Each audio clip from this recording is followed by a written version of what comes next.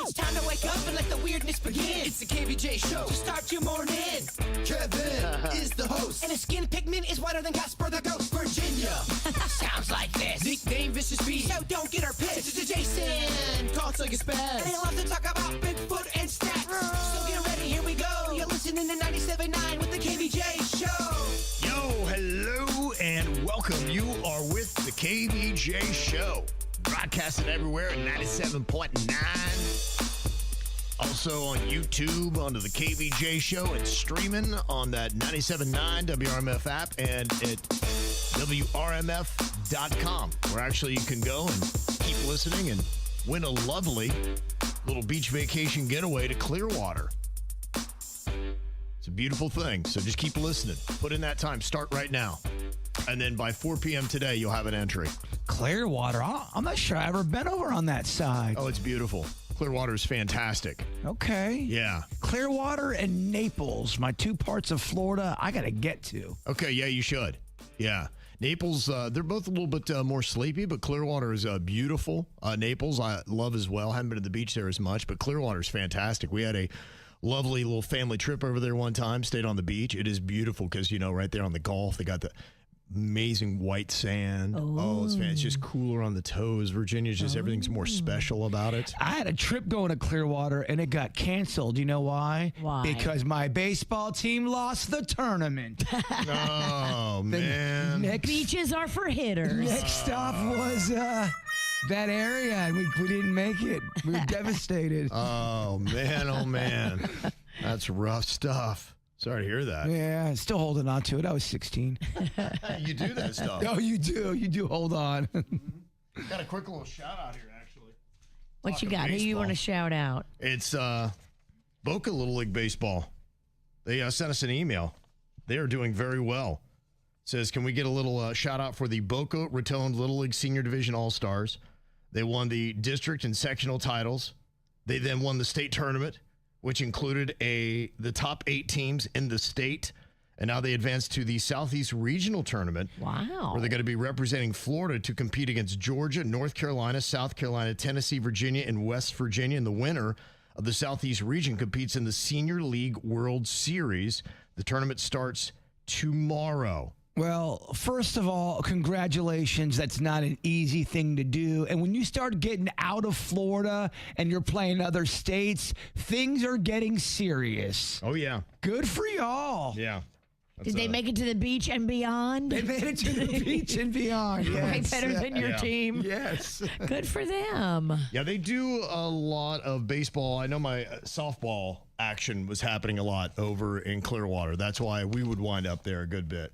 They've got some big old softball fields and have a lot of huge tournaments there. There's certain cities and towns in Florida that just reek of baseball and softball tournaments. Yeah, they build this massively huge softball or baseball park, and then everybody comes there. West Palm's kind of that now with the spring training that we have going on. There's always some kind of baseball tournaments happening right close to my house at the ballpark of the Palm Beaches. Nice. Yeah. Probably good for the economy locally. You still make great money in baseball, Virginia. If you make it to the bigs, the majors, you could be the worst player on the field, and you're going to be doing all right. The only money baseball's getting out of me is for a beer and a hot dog. Okay. And maybe 5. Maybe 5 beers and a hot dog. So they'll make up for it. Yeah, they'll be all right. I'll be sucking them down on Saturday, actually. Yeah? I'm going to go see the Mets in Port St. Lucie. You got a busy Saturday. I know. So plant bingo at noon at the Moose to benefit Maddie's Fight Foundation. Okay. And then at the Mets Stadium? Clover Park. In Port St. Lucie. In Port St. Lucie. They dedicate that game to Maddie because it's her birthday that's every amazing. year. Maddie would have been 20 this year. And so. And Maddie is one of our little Smiles girls that unfortunately we lost, but her parents are very active and kept her Fight Foundation a great charity for years now. Great parents. And they give back money to other families going through childhood cancer. Even though they lost their daughter, they want to help other families because they understand how hard it is for a family to go through that. So, yeah, Saturday we celebrate her birthday all day and 5 p.m. at Clover Stadium. Nice. You sound so sportsly. I will be definitely enjoying some beers and hot dog. Okay. Are you then not going to drink during plant bingo?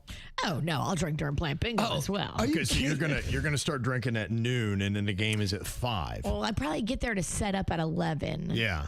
So I'll start at 11. You'll start drinking at 11. Now are you just going? You stay in beer? Yeah. Oh yeah, it's a Okay. beer day. But Okay. you probably have to have a beer before it starts because you're gonna have those plant bingo pre-jitters.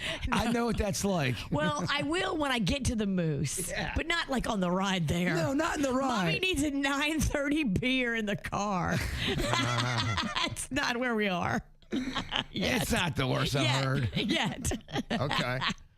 And then you get that thing going then at 5 o'clock, and you'll keep it going. Do you have any plans in for Saturday night, or does it end after the baseball game? It ends after the baseball game, yeah. Okay. We'll call it a night after that. That'd be a good 7 or 8 hours of solid. That's a solid day. Okay.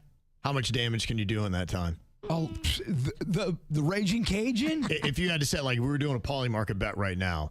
Oh. You got Virginia on 8 hours. How many beers can she consume in that time, or will she? The Raging Cajun, a.k.a. the Witch, a.k.a. the Tequesta Gremlin. I'll set it over under 8 because that'd be a Over. beer an hour. Over. You're going to go over. Okay, if I set it at 10, that would be more than, in a couple hours, she has 2 beers. Well, here's the thing. Yeah, that's a lot. That's a lot. But I believe in our girl. I can do the work. You can't, but do you really want to drink that much to the point where You're talking to Virginia. B31. Right. 12 beers, that's nothing. 12 beers, I would be on my butt. I am such an easy date. Oh my gosh. I'll have a half a beer and I'm like, whoa. I'm from New Orleans. I do Mardi Gras from 9 a.m. to 9 or 10 p.m., and we don't stop all day. I've been training for this Oh, wow. Okay. Yeah. my whole life. I'm good. I'm trying to think of the most messed up I've ever seen you, and it's got to be the Crazy Horse. It's got to be because you and me and Denny's, we all like blacked out. Denny's threw up on the wall. The problem with the Crazy Horse was we got into Jameson We got into shots. We got into everything. There was so many people in that bar. It was vodka, gin. That's danger But right it was there. shots. Yes. People kept buying us shots. And I remember like distinctly thinking to myself, this is a really dumb idea. I either wanted to hug everybody or fight everybody. Yeah. It can go either way. And then we lost you on the back of a motorcycle. Look, it was a crazy night. It's called the Crazy Horse.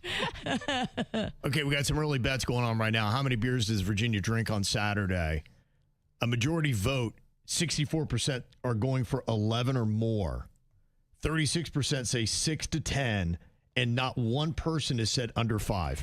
Good. Thank you for the respect. Okay, that's good. All right. 6 to 10 seems but the only problem with Virginia, she hears the applause, she hears the audience, she sees the people, they get excited. I'm the same way. I'm not going to be on the field or anything like that, like I was when I was chugging the beers because the Marlins players were chanting chug, chug, chug.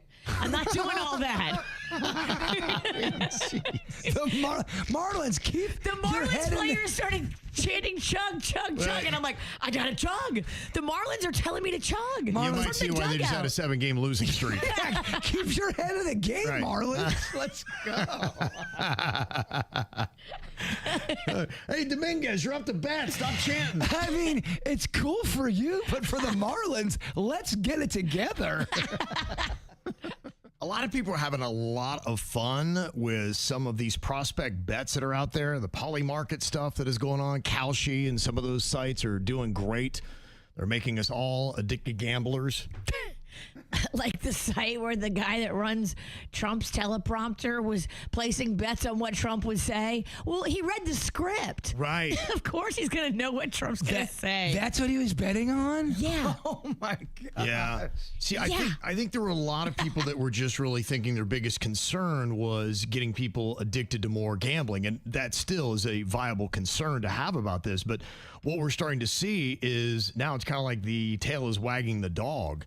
And it's causing problems in a lot of things. There's been a lot of sport leagues that have had issues. I know basketball, I know baseball, football. You've had guys that have been betting on games they've been in, and some of them have been losing their careers, getting massive suspensions, affecting games. It brings everything into question then because of the manipulation that happens. Yeah, I'm not sure how it is in other sports, and I'm sure it's a pretty bad thing. But in baseball, I think it might be the number one rule when you walk into a locker room: no betting in baseball, because of the White Sox back in 1919, I think. 1919. Oh, yeah. Long time ago. It goes a long way back about the gambling. It's been a problem for quite a while.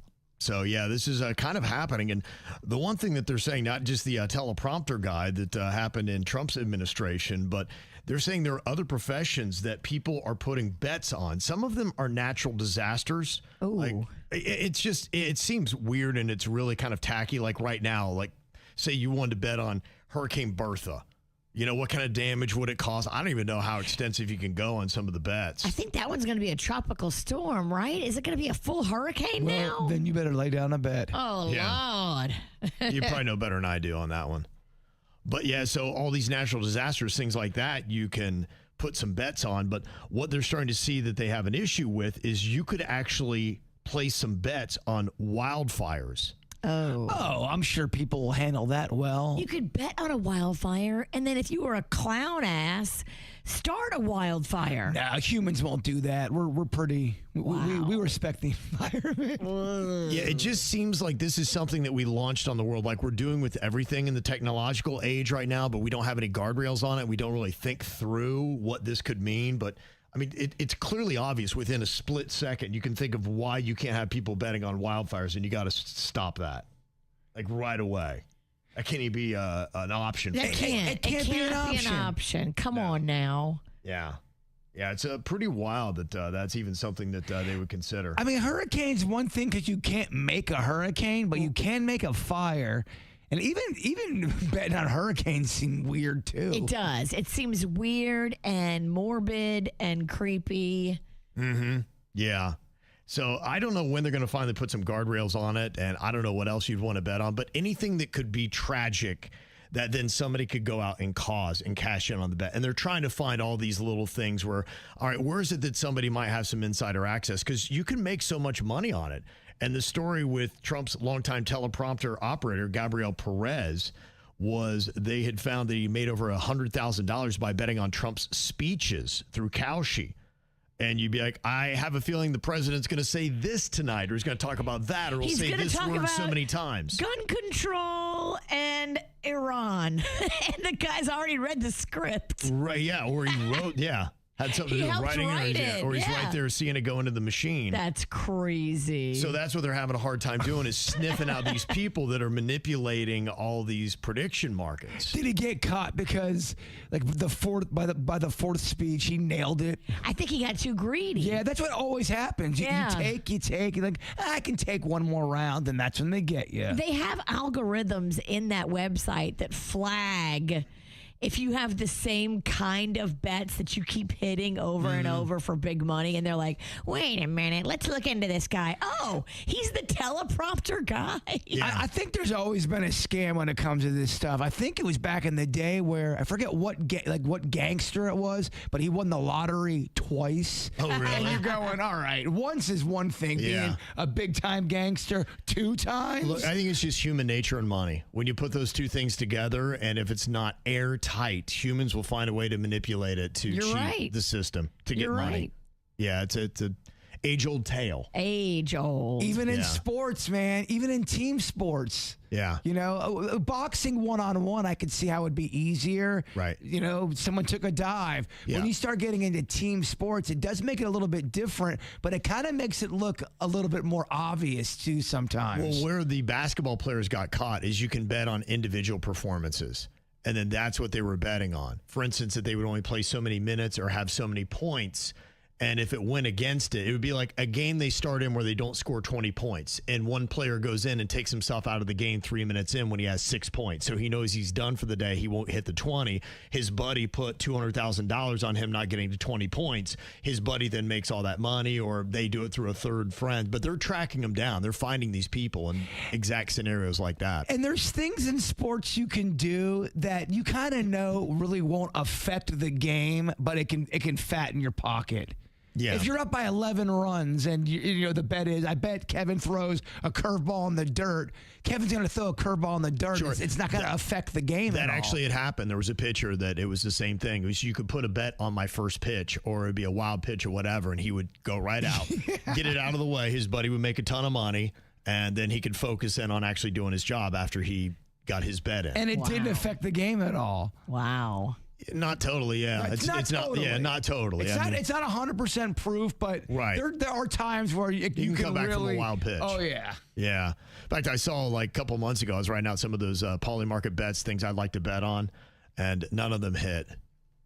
One that I saw that I missed, I took a wild swing. I'm like, if I could have made a poly market bet 3 months ago, the one I'd written down was Taylor Swift and Travis Kelce actually do not get married. I had one, and I wish I would have wrote it down and bet Jelly Roll is going to start going into some kind of controversy or drama. It's not going to be all about, thank you, brother, I'm so happy. There's going to be a dark side of Jelly Roll. He's got it now. You mean he's going to have a scandal? I feel like it's starting to happen right now, and I called it about a year ago. Okay. And Virginia remembers when I called it. Yeah, I mean, who could have predicted the split between Jelly and Bunny? That would have been a good, interesting bet to have paid, because I don't know that I would have taken that. I know. 3 months ago. I'd be like, oh, no, they seem like they are as thick as They thieves. look so happy. Oh, I would have totally taken that bet. Yeah. What could have happened, guys? What could have gone wrong? You lose.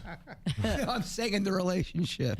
Yeah. Well, it ain't happening now. Boy, did you see the daughters out there fighting everybody who wants to take them on? I saw that. Yeah, she's girl. 18, and she is saying that when you find out the real reason, there wasn't any infidelity, but when the real reason comes out, what a bombshell it's going to be. So she really wet a lot of people's whistle. Against Jelly Roll? About him? I would imagine it's against Bunny, because this is Jelly Roll's daughter. I mean, God, I don't know that she's, I don't think it's one of Brad Pitt's kids. Yeah. If it was, then they would be like, yeah, my dad's a jerk and big scandal's coming out. But That's a for sure bet right there. I think she said, well, if you did have a bet that all of Brad Pitt's kids are going to change their last name away from Pitt, I think you're going to win that, because another one took that move. Now, Yes. when it comes to that stuff, let's say there's a bet you want to do like that and Yeah. it doesn't exist. Are you able to put that bet in there and make it exist? I didn't see when I went on it. Now, I'm not an expert. I don't go into the betting stuff. I spent 5 minutes on the site just kind of looking at some of the bets they have, and I didn't see where you could set your own. That, to me, is where it gets really shady, where people could just set whatever bet. But you might be able to. I don't know how you get a bet set. If anybody's ever done that, what do you do? What kind of prop bets? Do you have to just jump on the ones they create? Can you suggest prop bets and hope that they pick them up? I've got 20 grand that someone punches me in the face named Kevin, and then I tell Kevin, hey, just, in the hallway, punch me in the face. Right. We split the money. Yeah, I do it for free. Money. Who needs it? It's nice to see that somebody's actually taking a little bit of action here, and I wonder how many towns are going to follow Sunny Isle Beach and what they are doing with the e-bikes. We've been talking about this for quite some time, and it doesn't seem like anybody wanted to take any kind of action on it. But, we've seen some of the accidents that have happened and some of the reckless driving that has been going on with some of these e-bikes. And now Sunny Isle Beach has passed an ordinance where riders of e-bikes must be at least 16 years old. They have to carry a government-issued photo ID. They can ride only in the streets. And to me, that was everything that you wanted. Now, they didn't say anything in this about a helmet, which I actually would still like. Because when I rode a moped when I was 14, I had to have a license, I had to ride on the street, obey all the traffic laws, and I had to have a helmet. And look, at the speeds those things can get, I think you're fast enough that you should have to wear a helmet on an e-bike. It's a motorcycle. I agree. And the only bad thing about you wearing a helmet back then was it covered that sweet mullet you had. But that thing flowed out the back. Okay. Thing flowed out the back. Yeah, You can't knew it was stop that there. thing. Yeah, you really can't You stop. can't cage a mullet. You can't. Can't cage that mullet. Unstoppable. Those wisps in the back, they just beckon the ladies. Moped, Like the helmet kind of made it pop. Yeah. moped, mullet, and a ciggy. Man, hot. I had all three going at one time. And didn't you have music too? I had little speakers velcroed onto my tiny gas tank. With a little Motley Crue going on. Motley Crue, yeah. rocking with Dockin. Oh, yeah. Oh, that was hot. Dude, the ladies of Logan must have been they must have had the vapors. They were fluttering. They were fluttering.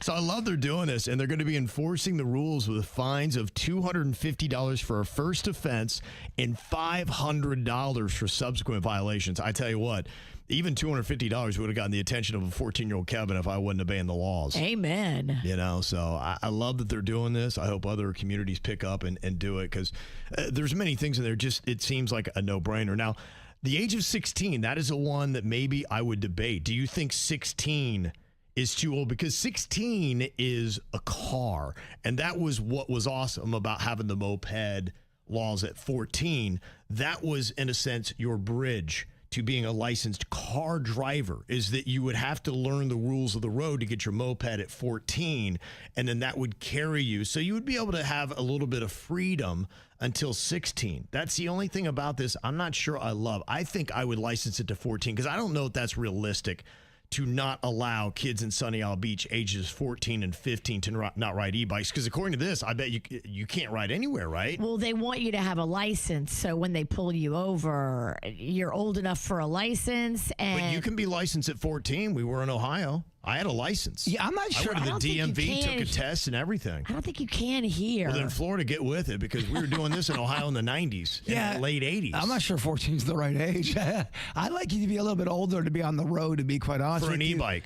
Yeah. Kev, those things go so fast, and let's just say you are a 14-year-old that has a couple beers, which is possible. Man, that is Well, like that's really, Oh yeah. my gosh, that's a insane. bad idea. Yeah. But you don't think that happens, guys? Come I on. don't know. I mean, I'm not saying never, but I mean, yeah, then you're really in trouble. If you decide not only am I going to be 14, but I'm going to be hammered on my e-bike. Dude, you know how many 14-year-olds absolutely get into that kind of... That, I think, is a straight to juvie pass. Well, I'm just You need saying... to go sit in a cage for a while, kid. If you think every kid on those bikes are stone cold sober... That kid really gets the book thrown at him. Yeah, that's not a $250 fine, dog. Let's stay on task. Yes. I don't know that they're drunk, but can they be 14 or should they be 16? That's really what my argument is, because look, I know at 14 and 15 you are clawing for your independence, and it's almost like nobody can keep you from it. At least the boys are that way. I can only speak to that.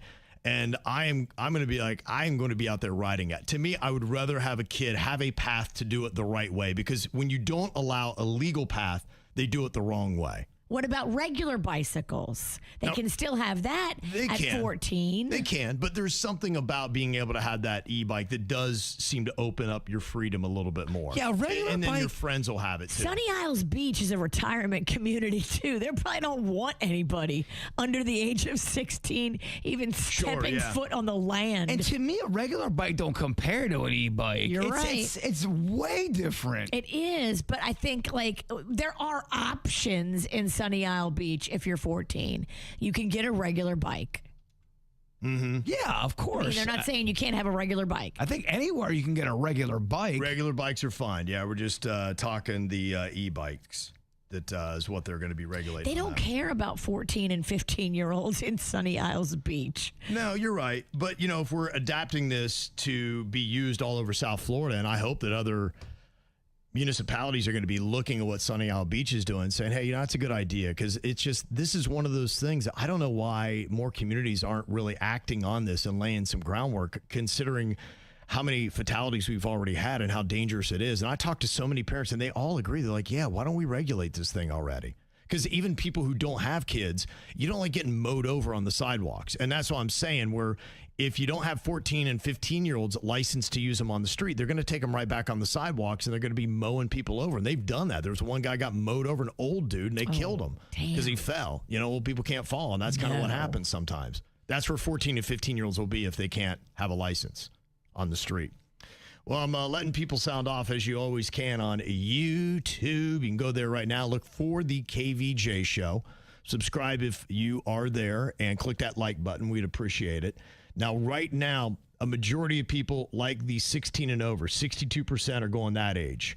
33% are saying, yeah, let's go ahead and license the 14 and 15-year-olds. Only 4% say, let's let any kid of any age have an e-bike. Yeah, okay. So, Those are the young kids voting. yeah, you're right. Because they're only on YouTube. Jbird could hear the screams in the night. Terrifying. But I got to tell you, got to look out. These coyotes are coming. So many coyotes, Virginia. So many coyotes. What happened? I heard not one but two coyotes howling. How'd they sound? Like that? That sounds kind of like a party coyote. Well, I don't think I'm doing it justice. Are you sure it wasn't your rowdy neighbor turning up? With the nickname Coyote? His friends call him Coyote. Yeah. Coyote was just drinking. He's barking at the moon again. That's what he does when he drinks. Get him, Coyote. No, it was in the distance, but it wasn't in the far distance. And I've even read on my next door, there are coyotes up in my neighborhood, and I can hear the screams. The reason why I know they're coyotes, I went right to YouTube and I typed in coyote screams, and it was identical. Oh boy! These weren't dogs. They had a painful howl. Yeah, almost like a presence, if you will. Yeah, you know when they're around. It was more than one. So a pack of them? I don't know. Yeah. Kind of exciting, but what do you do if you do have coyotes in your neighborhood? That's, I live in a residential neighborhood with houses and stuff. Yeah. There's not many woods.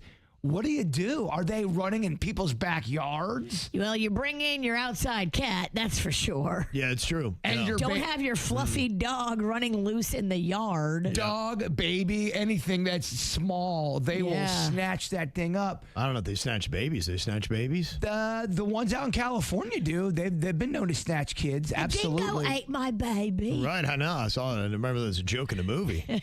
Now they've been known. Okay. Oh yeah, I don't know if there's a difference between Florida coyotes and California coyotes. Yeah, so if you're leaving your baby out alone on the sidewalk, you Don't. don't do that. For a multitude of reasons. Right. Yeah. We can add coyotes to the list now. Coyotes And snatch them things. or the guy coyote, the If you drunk can't neighbor. watch your baby, call somebody. You know what I mean? They can take little kids. They can. You might have been out. I was driving to work one morning here recently in the last couple of weeks, and I saw a coyote on Village Boulevard. It was just crossing the street. And I could tell it was in the street light, and I looked. I'm like, okay, that's not a dog. That ain't a dog. That ain't a cat. That ain't a raccoon. And he's heading to Jbird's house. And I got close enough, and I got the worst blurry video of it. But Then you saw it get into an Uber car and head north by my house. Like, I'm going to Gardens. I'm bringing my friends. I think it's a reality now, and I don't know what the options are because I think we are pushing them out of their own environments, and they're like, all right, well, where do you want us to go? They're like a lot of people in Florida. You just push me out of my home. Now where do you want me to go? Because I can't afford to live anywhere else. They got to go somewhere. Yeah, these are the coyotes. I guess I got to keep moving north like everybody else. That was the rumor about when they knocked down my high school. They knocked it down and redid it. But when they knocked it down, they said there were just thousands of rats that went out into the neighborhood, and people had to deal with that. Now, I don't know if that's true. That's the rumor on the street. Rat nest? Rat nest high? Rat world high. They said there were an alarming amount of rats. Again, just a rumor that's alleged. Well, it's what we're dealing with here. There are a lot of displaced animals that are trying to find homes, and we're pushing them out, and they're coming to see if they can stay with us. But, I mean, really, what is the remedy if you start seeing coyotes chilling by your mailbox? You just be aware of them. They don't really attack humans. They seem to be afraid of them. So I think if you just look big and intimidating, that you're probably not going to see an issue. But your baby looks delicious. Just go like this. Put your arms up like a vampire. That's right. Freak it out. Well, look out, because it can turn deadly. And it's drawing you in because it's so sweet. It's so delicious. It's just dangling right in your face and you can't resist. But scurry up that tree and try to pick that mango. But unfortunately, it took out a 56-year-old Miramar woman who was trying to pick delicious mangoes from her tree and had a fall. Oh. No. Yeah. Pretty crazy. Yeah. There's a certain age you're not supposed to fall at. Well, yeah, I mean, I guess any age of fall will take you out. 56 was her age, and she was going for it. I mean, I guess ultimately, if you've got a mango tree, do you need to have somebody come over to safely do it and pick them for you? There's a smart way to do it. There's also instruments you can do to like sticks and stuff that rips them down. A mango picker? Yeah, or just a fruit picker or a vegetable picker. Yeah. That would have been way smarter. Yeah, I'd be curious, how do you get the mangoes out of the tree safely and efficiently other than climbing up them? Because, yeah, that doesn't seem like the right remedy. They have I'm telling you, they have pickers to take things out of the trees. Is it okay? Yeah, I've seen them before. Okay. What does it do? It goes up and grabs the mango? It grabs it. It'll help rip it off the vine so you don't have to climb up on it. Oh, that's so handy. Yeah. Like at Home Depot, I guess you can get those things? I mean, I don't know all of the facts on it. I Yeah. can crunch the numbers. No, that's okay. Yeah, I was just kind of curious. Fruit pickers. Yeah, no, that's definitely the thing. I didn't even know that they had such a thing. But, yeah, that's the way you got to go with it. Now, the one thing that they are warning with and that they're seeing here in this delicious mango season that's going on right now is people coming around and they're harvesting other people's mangoes. And now we got some mango thefts. We talked about it briefly a couple of weeks ago. There are people in these white utility vans that are going around and they're picking people's mangoes, and then they're going on to the open mango market, the black market for mangoes, and they're making some money off of it. And if you got a mango tree, you're the one growing it. You should be able to get all the fruit from it. I'm seeing a lot of that. I'm seeing a lot of people going into people's yards stealing their flowers. Yes. People are just picking stuff out of people's yards. Stealing whole flower pots all off the yard. Like, really? They're going into people's backyards and taking plants out of their yard. Yeah, we had that late last week or the last couple of days. They've been going and taking people's dogs. They're just walking right into the yards or into their backyard, grabbing not even grabbing, they're just picking it up like it's their dog, and then they're just walking calmly back to their car. That was the video we had. I would love to see someone try to pick up the dog I have right now, the German Shepherd Dakota. Yeah. They would not leave with a face. Yeah. Not the right kind of dog to go snagging. You kind of wish all dogs would find that dog in them. Yes. And as the assailant is going to grab them, they bite them on the face. Yeah. I think just some dogs are so sweet. They're like, oh, awesome. I'm going for a ride with a new friend. Yeah, my buddy had a dog back in the day that it was fierce. Someone broke into his house and the dog laid the whole time.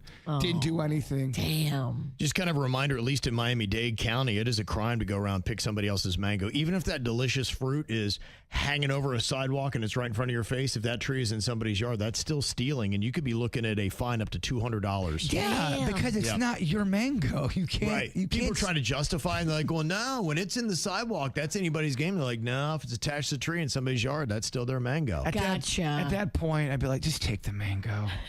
I'm not fighting about sidewalks. I know if I have a tree and people want to eat off of it, I don't care. Just don't go in my backyard. That's Just don't different. take my dog. Yeah, because seriously, just don't go in my backyard. Mm-hmm. And a great little life-saving tip. Natalie said, yes, Home Depot has the fruit pickers, kind of like a long bar. It picks them, and then you can cut them, and you can get them that way. That is a great thing to do. Yeah, the mangoes pickers, fruit pickers, all kinds of stuff. There is no reason to be scurrying up a tree. Sometimes I've learned this just because I've done it too. This is how you do get hurt. You want to get something done at your house, but you realize you don't have the proper tool. But going to Home Depot, all that's it's gonna kill the momentum. You go, you know what? I can do it real quick right now, and that's when you fall off the ladder. When you're trying to hang a Spider-Man. Ironically, not Spidey-like in your reflexes. No, it was not fun. Spider-Man did not save me. Grant said if you go to Miami, some yards have bags over the individual mangoes while still on the tree. Oh. I wonder what they do. Is that a way to claim them? Because, yeah, imagine if it's not fully ripe, somebody might take it right before you would go pick it, so it might be that kind of game. It is just odd that this was the thing. They were going around on Nextdoor trying to blast people that were stealing people's mangoes, because as they would go to work and the house was empty, they would go right in your yard and you come home and all of your mangoes have been harvested and gone. And then, during mango season, you're probably not going to get them back. Yeah. Also, don't get in my yard. Don't be picking my stuff out of my own yard. Right. I think people are just ballsy. They don't care. Well, a lot of it too. I mean, how often, every day when I come home, there's some utility truck on my block. And it's doing something. I think it's probably the neighbors yesterday. They were trimming trees, and I didn't think twice of it. I'm like, oh, it's just a dude. I don't question him. It looks official. Anybody with a vest can get away with a lot. You're right. And all it takes, Seriously. even if you are official, all it does is take one rogue person in any profession to ruin it for everybody. Everyone's got that rogue person. You're right. Whether no matter what you do. Grant was saying the bags are sometimes used to keep the rodents away. Oh, that's smart. Oh, that's why the first thing I do is cut down my my lemon tree. I said, nope. When I moved in my house, I said, I want it gone because I got that rat phobia. And they do. They love fruit trees, man. Yeah, they do. They love them. Yeah, you can't have extra rat meals just prepared and laid out for them. No. Imagine if you had a mango tree and you don't get one mango off of it because somebody steals them, but all you have is the rats.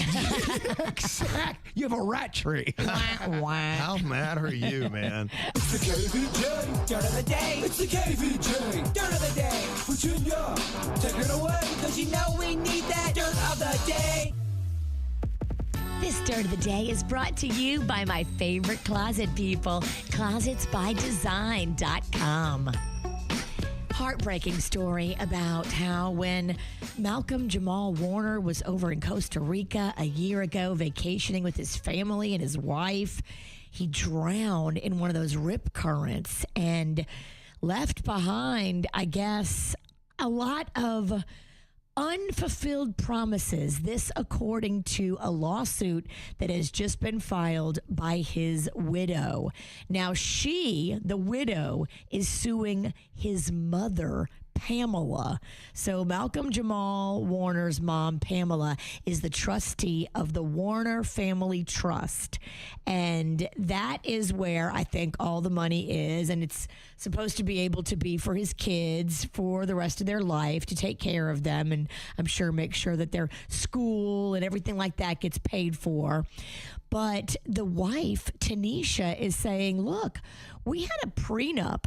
And in that prenup, he was supposed to be paying me all this money, and he was supposed to make annual payments to a Roth IRA for savings. He was also supposed to have $1 million life insurance policy that he promised me he would do, and he didn't. He never got the life insurance policy. And she says, look, I got this prenup, and these are all things that we both signed off on before we got married. So, bitch better have my money. She is looking for $1.2 million from the Warner Family Trust. Now, some people are saying, I don't know if there's that much money in the trust, but maybe she's just trying to get everything that's in it because she doesn't want Pamela, Malcolm Jamal Warner's mother, to have it. Well, some of that stuff sounds like it was future stuff too, and you can't make money if you're not with us anymore.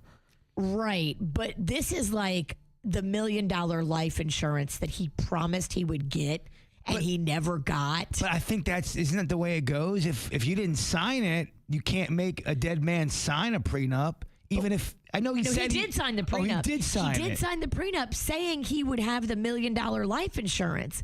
So he promised her he would have that cushion or that insurance for her. If he died, she'd be taken care of, and he didn't. So she knows the money, or some money, is there, but his mama is controlling that money.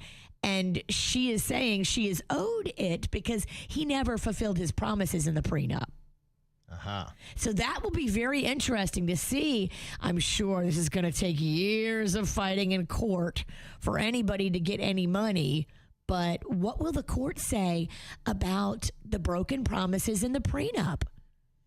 That's fascinating to me. Yeah, how much of it's legally binding? Yeah. I think she wants everything. So she's going to try to ask for probably more than she knows is in the trust. So she'll settle somewhere for way less. Okay. But if she's got that prenup and it outlines all that, it'll be very fascinating to see what the court says in all of this. Stick around. There's a guy who claims that Stefan Diggs sexually assaulted him. This guy's name is Chris. And then he says after he made the accusation, Stefan Diggs and his assistant coordinated a beatdown and an attack and snuck up on him and beat him up. And this guy, Chris, says that he has evidence, including records, text messages, phone records from Stefan Diggs' assistant showing coordination of the attack, including logistical correspondence. Like they booked flights, they made hotel arrangements, and they attacked this guy, Chris, when he didn't expect it. So, that is going to be a little messy when that goes to court. Lots of court drama. Is that a booby trap? Yeah, that they set a booby trap for him. And he says that he has proof and receipts, text messages and phone records, and flight and hotel arrangements. Okay. It's good to have. And finally here, if you see the new edition of People magazine, Rosie O'Donnell is in there talking about going on the GLP-1s and then getting this facelift. And everybody keeps telling her how great she looks. And she says she spent $90,000 on a facelift. Oh, my gosh. Yeah, they're not cheap. I think, wasn't it $100,000 for Kris Jenner? At least. You got to be careful with those, though. Not all facelifts are created equal. Hers looks good. And I think that's why. I think they've found somebody that's doing them in a certain way that they're actually looking very nice. And hers looks good. Natural. You know, some of them have looked very weird. Kris Jenner's looked amazing. Kris Jenner's looked great. Yeah, so maybe the more you pay, but I don't know. Those prices seem a little high. Would you ever do a facelift? I already did one. I can't keep up with all of your I know, right? procedures. Just assume that Virginia's had that procedure. I did exactly what Rosie did. So Rosie didn't do anything on top, like forehead or like eyes or anything. Kris Jenner did. Kris Jenner did everything. What did you do? I just did what Rosie did, which is the lower. So like the jowls and these folds just pulled back a little bit. You always talked about your jowls. I never noticed them. Did you, Kev? No, I did not at all. I thought she was so beautiful before, and I was like, that's insane. How do you, it's like putting more paint on the Mona Lisa. Well, I mean, every summer we always call it, it's a hot girl summer because we work with Virginia. Yes. So you can't improve perfection. I don't get it. Look, I agree with everything you're saying. Okay. But in all honesty, I had no idea what you were talking about when you were talking about jowls. I'll do a good before and after. Now, coming up in December, it'll be 2 years since I did it. And yeah, I had like a little chicken nugget of meat. Yeah, but you've always seen things that aren't there really. Since I've known you. I'll show you the before and after. You had your widow's peak lasered off. I love a widow's peak on a woman. I look like Eddie Munster. I know. See, it's in your head, dog. Yes, I mean, I think we are. I mean, myself included. I think me, Rosie, all of us, Kris Jenner, we're a little crazy about it. But I mean, if it makes us feel better. No, I'm not condemning you. Everyone's got the right to do what they got to do. I don't see the issues you talk about. I mean, I do need glasses, like good glasses. Everybody's harshest on themselves. Sure, I get it. And when we look in the mirror, especially as we age, it makes us sad when we have a chicken nugget hanging from our neck. The older I've gotten, the less I look in the mirror. It's just not worth it. I just got rid of everyone in my house. Not worth it. I get ready on feel. Me too. Instinct, Virginia. Mm-hmm. And that's what's going on in your dirt. Well, you know, every now and then, some of the people on this show would not do their homework, and then they would get into class the next day, and the teacher would ask them a question, and they had to try to lie their way through the answer because they didn't know what it was. So we're going to lean back on those days and see, without any kind of preparation, how they can BS their way through an answer here in a game we call Am I Close? We were built for this. Okay. Think so, huh? Yeah. I'm feeling quite astute. Okay. Think we're good on it. Okay, first thing I'm going to give to Virginia. Can you tell me, why do crackers have holes in them? Why do crackers have holes in them, Virginia? Well, duh, because the air has to come through as they're cooking. Otherwise, it would be a big bubble. You want the air to come through, so you have little bubbles, and yeah, you have to poke holes in it so it's not one big bubble. Okay. Jbird, what does S.O.S. stand for? So over stuff. And it's because there was a guy named Dr. Dankers. Dr. Dankers was a man who helped invent penicillin, but for some reason they could not figure out why this penicillin was not working. And finally, after, I don't know, I think 39th body, he goes, S.O.S, so over stuff. And So over and S.O.S has kind of caught on through the country. Then Australia adopted it, and then so on and so on. And so forth and so forth, yes. Am I close? That's a good one. That was a real good one. And Denny's, can you tell me, why is there no E on report cards? You got A, B, C, D, then F. What happened to E? Why do we not use that? It's because when you got an E in class, they would say it was egregious how bad you did, and it ended up sounding worse than failed. So they just took it out of the system because they kept confusing everyone. They're like, I did egregiously bad. Yeah. Not realizing that that's actually better than failing. It just sounded worse. Kind of like the answer, your answer, egregiously bad. The teacher goes, you got an E. That's egregiously bad. And it sounded worse than failing. So they just took it out because it was confusing everyone. Yeah. They just skipped it. All right. He failed. Easier. So did anybody get their question right just by throwing a Hail Mary? And who gave the best answer? Who gave the worst, which might be the better question? You can let us know that right now if you go to YouTube and look for the KVJ show. We got a poll going right now. Now, we threw Virginia one that had to do with crackers, and since she is one, she knows all about them.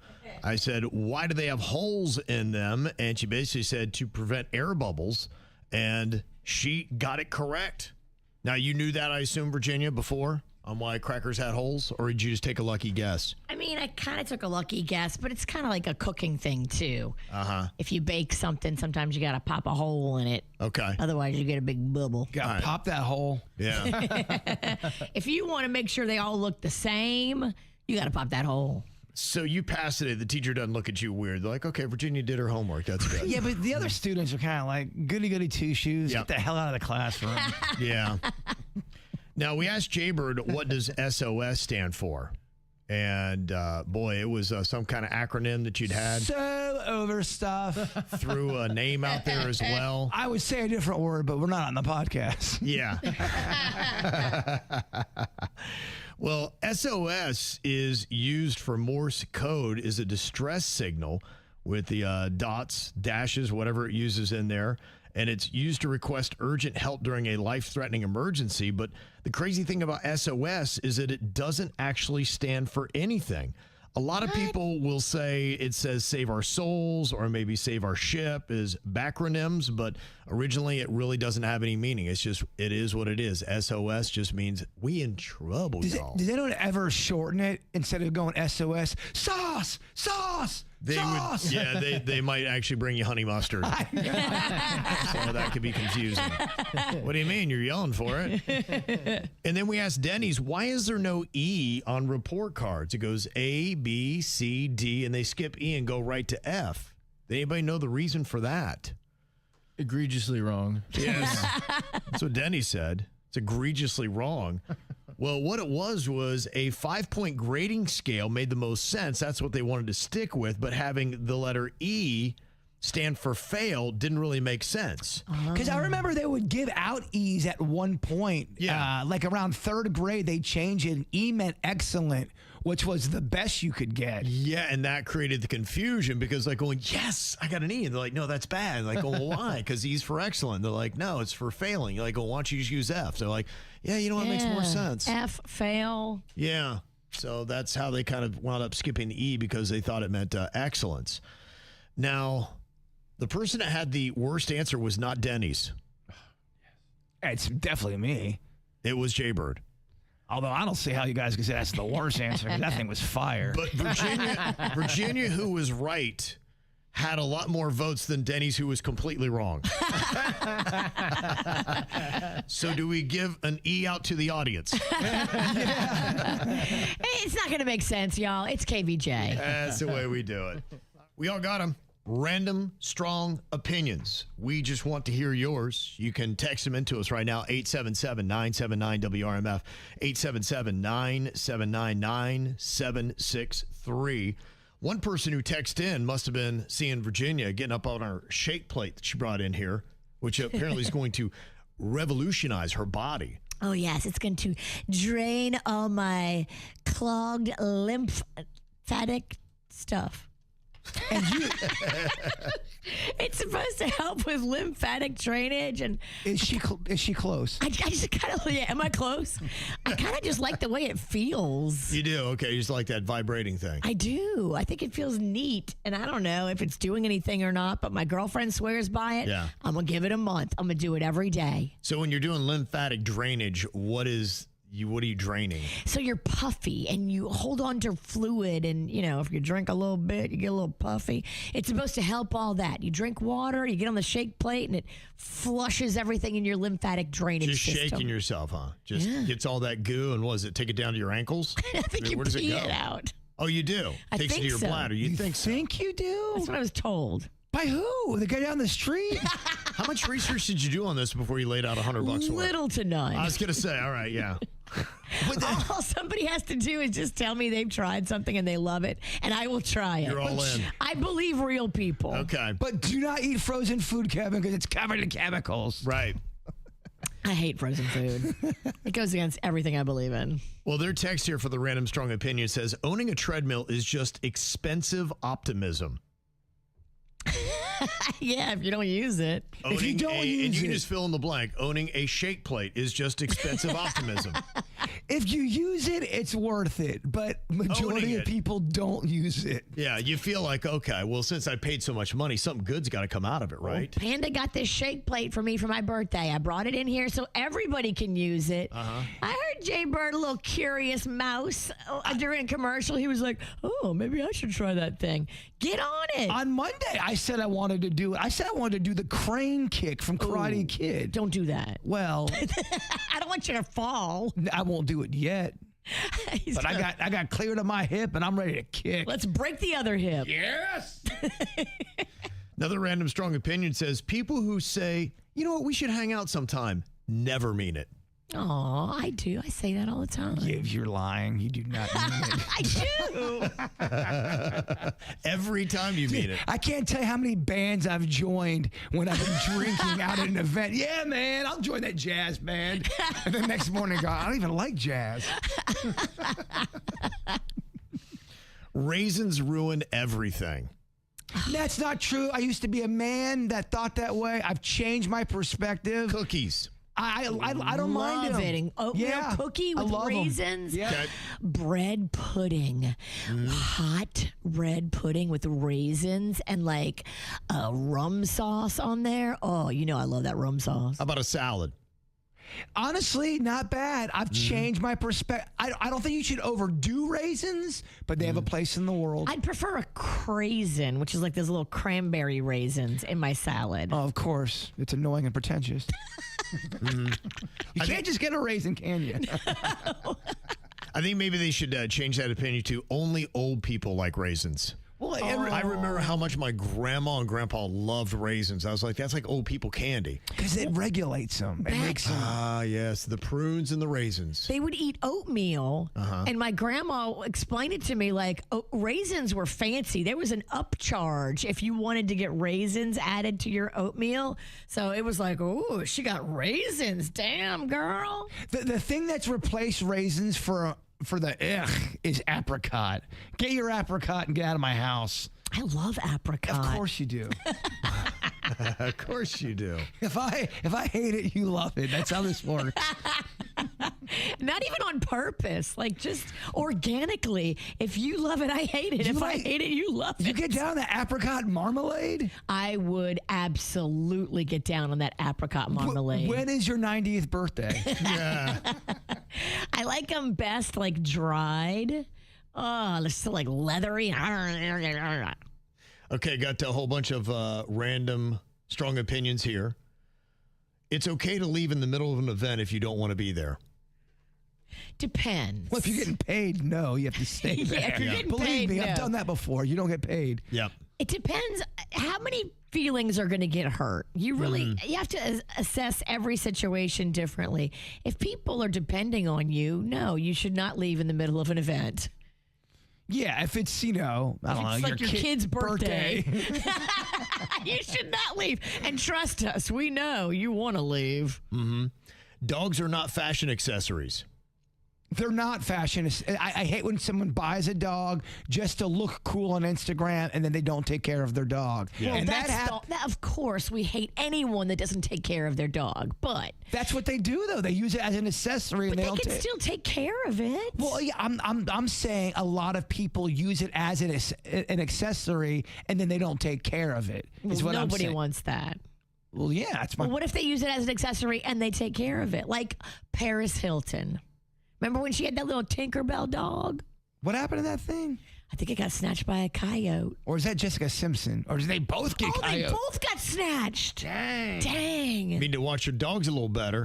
Yeah, they're great dog owners, Kev. It's hard to watch your dog when you're making a selfie. It's hard to watch a dog when you just let it run out in a prairie without a leash. Most scented candles smell like a headache. Okay. You will not catch me burning candles. I don't believe in it. Oh, I lead the league in scented candles. I love that pine. Woo. I think it's like just putting a carcinogen in your air and now you're breathing it. I think that's somebody where it's in their head. So when they smell it now, they got an association. I'm just whiffing in cancer. It smells delicious. I don't like fake scent. Yeah. And I don't like carcinogens in the air. Like, why would I want to breathe both? Yeah, now when I put that forest that candle on, I picture me out in nature, thinking I'm living underneath the stars. You can get that forest smell by just burning the wax without the, like, not burning it, but like putting it on a wax warmer. Okay. You lost me like on the second word. I'm just gonna buy the pine candle and take my chances. Yeah. Like you want 9 steps. Just to Death will get you long before the candle. Yeah, let me have my candles. And a random strong opinion here. I'm a cashier at Publix, and it drives me crazy when the customer grabs the receipt. What is From that? your hand? From the machine. Oh, they But here's the deal. It's gotcha. right by the customer. I got to admit, though, I have, without a doubt, not ruined the machine, but just the flow of it by my bare hands grabbing it. Hamburger hands over here probably manhandled the whole thing. And you could tell, like, the way I ripped it, it was so not even. I'm like, so the next receipt is going to be half ripped. 1,000%. And I get why they don't want people like me grabbing it.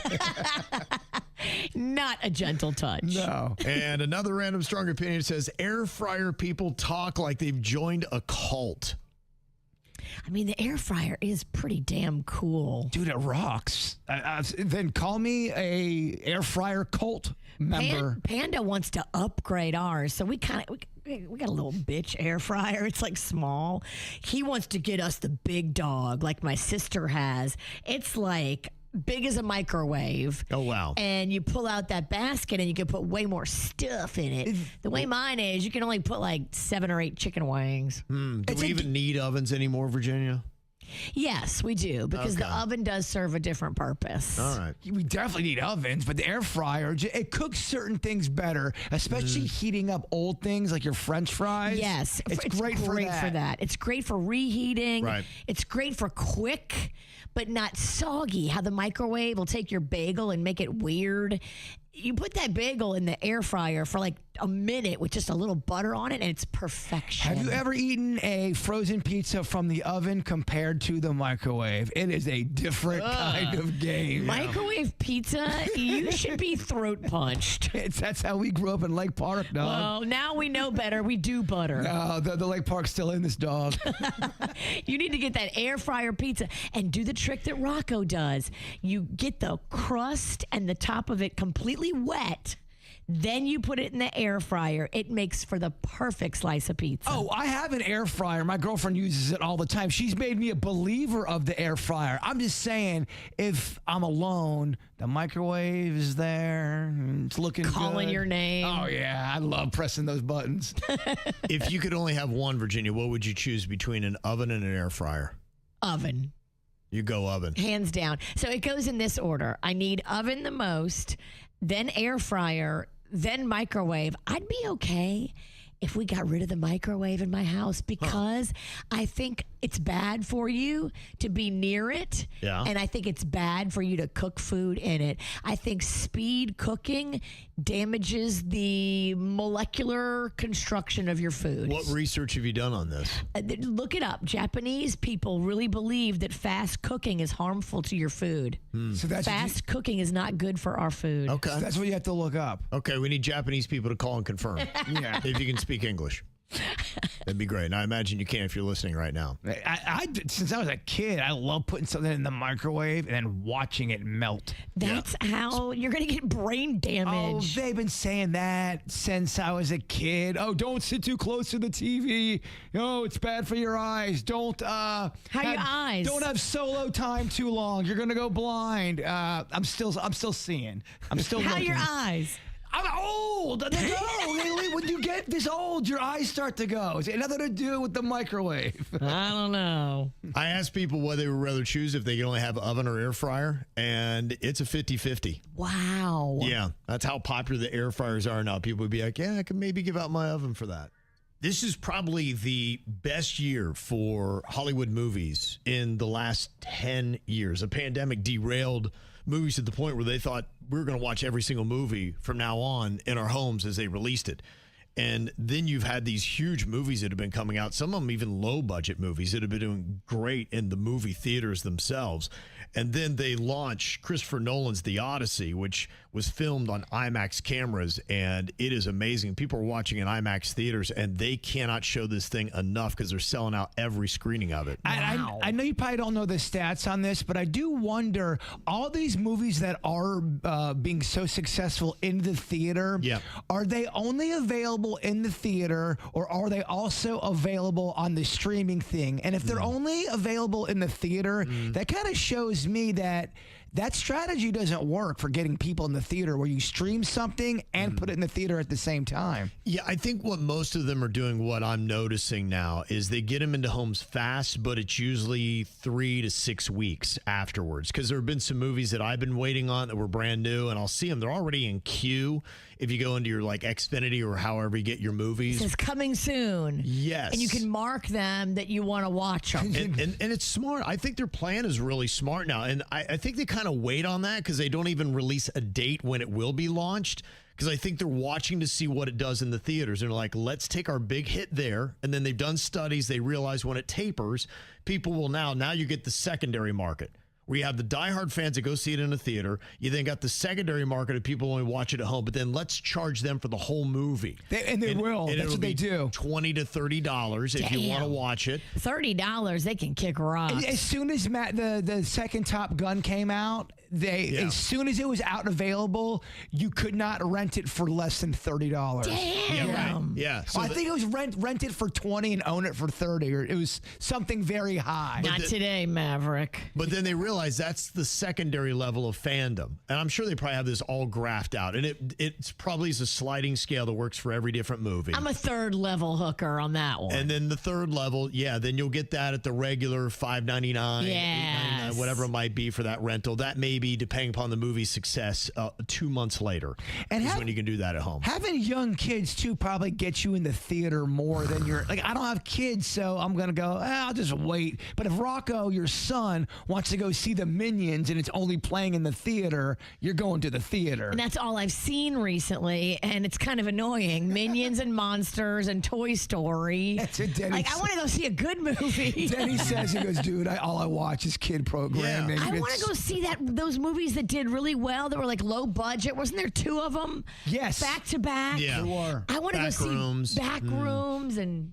Yeah. You want to see Obsession, or did you already... Obsession. Yeah, you want to see that one. Obsession and Backrooms. I want to go see both of those, but, you can't bring a kid to that. Well, but look at what Denny's situation is. If he were somebody that, say, wanted to see the Odyssey, but he's got a 3-year-old, and I can't get a 3-year-old. I can't get a sitter. It's going to cost too much money to go to the movie. So that's probably the person they're thinking of, saying, what about the parent that wants to see this movie, so we got to get it out fast enough so they're not going to lose interest, because so many new movies will come out eventually, like the Odyssey will slide back and it'll be out of sight, out of mind. So you don't want to wait too long to put it in homes. You want people still to be thinking about it. And you said IMAX was in Palm Beach Gardens if you're looking to watch it in the IMAX with the IMAX experience. Yeah, downtown at the Gardens. It says it has the IMAX theater and the regular theater. So if you're going to go see that movie, just hold out for the IMAX seats would be my recommendation. You want to see it and have it pop. Mm-hmm. Yeah, absolutely. And there are a lot of IMAX theaters that are in South Florida where you can go and check it out. Yeah, Del Rey has one. I think they have them in Broward, all over. Yeah. It's crazy that not every theater has it, though. That's I weird know. to me. So if you do want to see it in IMAX, do a little research and make sure. Because even at downtown at the Gardens, they got it on IMAX theaters, and then they have it on regular theaters. Mm-hmm. Yep. Well, they say that the movie The Odyssey is actually driving people to Spotify to listen to the audiobook version of the original Odyssey. Oh, that's fascinating. They say Spotify's reporting across 91 editions in 10 languages. Listeners have streamed the epic for more than 43 years of continuous play. I would totally get down with that on a road trip. I love a long journey where you just lose yourself and you're like, wow, I've been driving for 4 hours. I didn't even realize. You think you'd be down with that, though? That kind of content? If it was keeping my attention. Okay. Because I love listening to like Dateline murder mystery podcasts. That'll keep me for an hour and a half. And I'll be like, wow, an hour and a half just passed? But that's such different kind of content. Right. I see what you're saying. A murder podcast or a murder special can go by real quick. I love anything like compelling and dramatic and suck you in. And you don't know how it's going to end. Oh my gosh, the husband did it. The husband usually did it. Yeah. Well, the Odyssey they made for $250 million, and it's got massive stars in it. So I was kind of wondering how much those stars were making, because to pay those salaries, then the production budget that they're going to have on top of it, it was reasonable. In fact, Matt Damon got paid the most for the Odyssey, which you would imagine because he's the star of it, $15 million. Huh. Which that's pretty reasonable, I would say. Maybe he was like, I'll be cool because I know how much the IMAX camera costs. And it's not that he needs the money. $15 million is still a lot of money. And you had Right. a lot of stars in there, too. He might be trying to get that Oscar. Oh, I think they're all trying to get that. They all got the eye on the They prize. all want that Oscar, yo. If someone lost more than 20 pounds, they're going for the trophy. Yeah, you take less money for getting an Oscar. That's what Jonah Hill did for Moneyball. He took a massive, massive pay cut to Yeah. be in that movie. Part of the strategy. Yeah. It really sucks when you take that pay cut and the movie flops. Well, they don't have to worry about that with the Odyssey. And then you passed up some big paying movies just to do it. The Hollands made more than Matt Damon. Tom Holland and Zendaya together. Oh. He made $10 million. She made $8 million on it Okay. by doing the Odyssey. Anne Hathaway was at $7 million. Robert Pattinson made $6 million. Charlize Theron at $5 million. Lupita Nyong'o made $4 million. And then all the way at the bottom, Elliot Page made $1.5 million. It kind of sounded like they all took, I mean, that's a lot of money for anyone else. Right. But for actors to do all that doesn't sound like there's a crazy budget. It's almost like they all agreed, let's put our egos to the side and take a little less than we normally Because do. there's so many of Yeah. us big name A-listers in this. And I think when you're an actor and actress, you want to look at your whole career and you want to have some of the artsy, but you also want to have some of the big blockbusters with these huge names. And so you say, whatever I have to do to get on that and have that in my legacy. Well, this is both. There's the Hollywood rule. This is like artsy and respected and Oscar contender and It's the Hollywood rule. 4 for them, which is the 4 for the people, and then 1 for you, the artsy one. That's what they usually, that's kind of the formula. Okay. Well, the other one that looks like it's going to be big, and with the spacing, they're doing this pretty well because you got the Odyssey here, which I think is going to be the biggest movie of the entire summer. And then coming up here for the holidays, this Avengers Doomsday is going to be huge. Yeah. I thought maybe we were over the superhero movies, but apparently not, because it set a Disney record, that trailer that we played yesterday, second biggest movie trailer launch in history. 503 million views in one day. wow. Yeah. Bots. That's what everyone always says about high numbers now. The person's got 3 million views. Oh, man, they're buying bots, bro. You don't buy it's it. bots, man. Yeah, you never know. I wouldn't even know how to tell like what a bot was. Just know you could be arguing with a robot. Yeah. If you're going back, it's why I'm off social media. Yeah, they do. It's something, and somebody had sent us an email yesterday about how it manipulates some of the Rotten Tomatoes scores. It does. Because that was the one thing that we had seen with the Odyssey was how high those scores were on it. Well, and according to what Hannah said, yeah, Jbird, we were right about Rotten Tomatoes. Someone made a website where they take the raw data from Rotten Tomatoes and they show the actual scores. And right now, the Odyssey is showing as a 97% audience score, but the raw data shows it's actually 60%. Huh? The site is Popcorn Gap. And what they do is they take the RT score, audience score, the Rotten Tomatoes audience score without the push votes. And so when you take out the push votes, the Odyssey's at 60%. Yeah, this has been going on for a minute. It started kind of with Amy Schumer, the comedian. Her comedian special was awful, but I would not watch that. And she got terrible, terrible reviews on it. And because she was so vocal about being political, she blamed it all on people who didn't follow her political views. And it was like, or your special just kind of sucked. It wasn't funny. Yeah, and she kind of started the whole thing that it's rigged, and they're sending out bots and armies to go after people who are vocal in their personal life. Yeah. So it's a mess. If you take out the push votes that happened for the Odyssey for Rotten Tomatoes, at a 60%, it is 4% or 3% lower than Uncut Gems. Wow, that was a stink bomb. I hated Uncut Gems. And people love that movie, by the way. But I don't get it. It does show you, though, there's a strategy behind this. And if you don't do any research, everyone's just going to follow along and go, oh, it's a 96%, when it's really not. That's interesting to look at. That really blows my perception of Rotten Tomatoes out of the water. Y'all, there's money involved. People they lose their soul. Okay. Well, I will tell you the word of mouth has been great as well. So I think you probably have to go on that if you don't want to trust Rotten Tomatoes, which I probably will not anymore. It's the KVJ Dirt of the Day. It's the KVJ Dirt of the Day. Virginia, take it away, because you know we need that Dirt of the Day. This Dirt of the Day is brought to you by my favorite closet people, closetsbydesign.com. It is certainly not looking good for the singer David. Now, it was the first day of the LA preliminary hearings for the murder case of 14-year-old Celeste Rivas Hernandez. He pled not guilty, but I don't know if it walks like a duck and talks like a duck. He claims, and this is when they went to go to his house to figure out if she was there for that welfare check back in February of 2024. He claimed to the officers and deputies on the scene that he had only met Celeste once. They've got this all on body cam. He told them, oh, I just met her once. I had no idea she was a minor. No, she's not here. Well, none of that was true, because obviously he was dating her. He actually met her when she was 13. And when they were booking him, they saw a Celeste tattoo on his finger alongside another tattoo on his finger. So that could be a very long tattoo, depending on how many H's are on there. I think he had quite a few H's. Okay. I think he had quite a few. Prosecutors are trying to prove that he stabbed her because she had threatened to go public with their relationship and tell everybody that he was dating a 14-year-old. And to prevent her from exposing that and ruining his budding career, he stabbed her and stuffed her in the front trunk of his Tesla.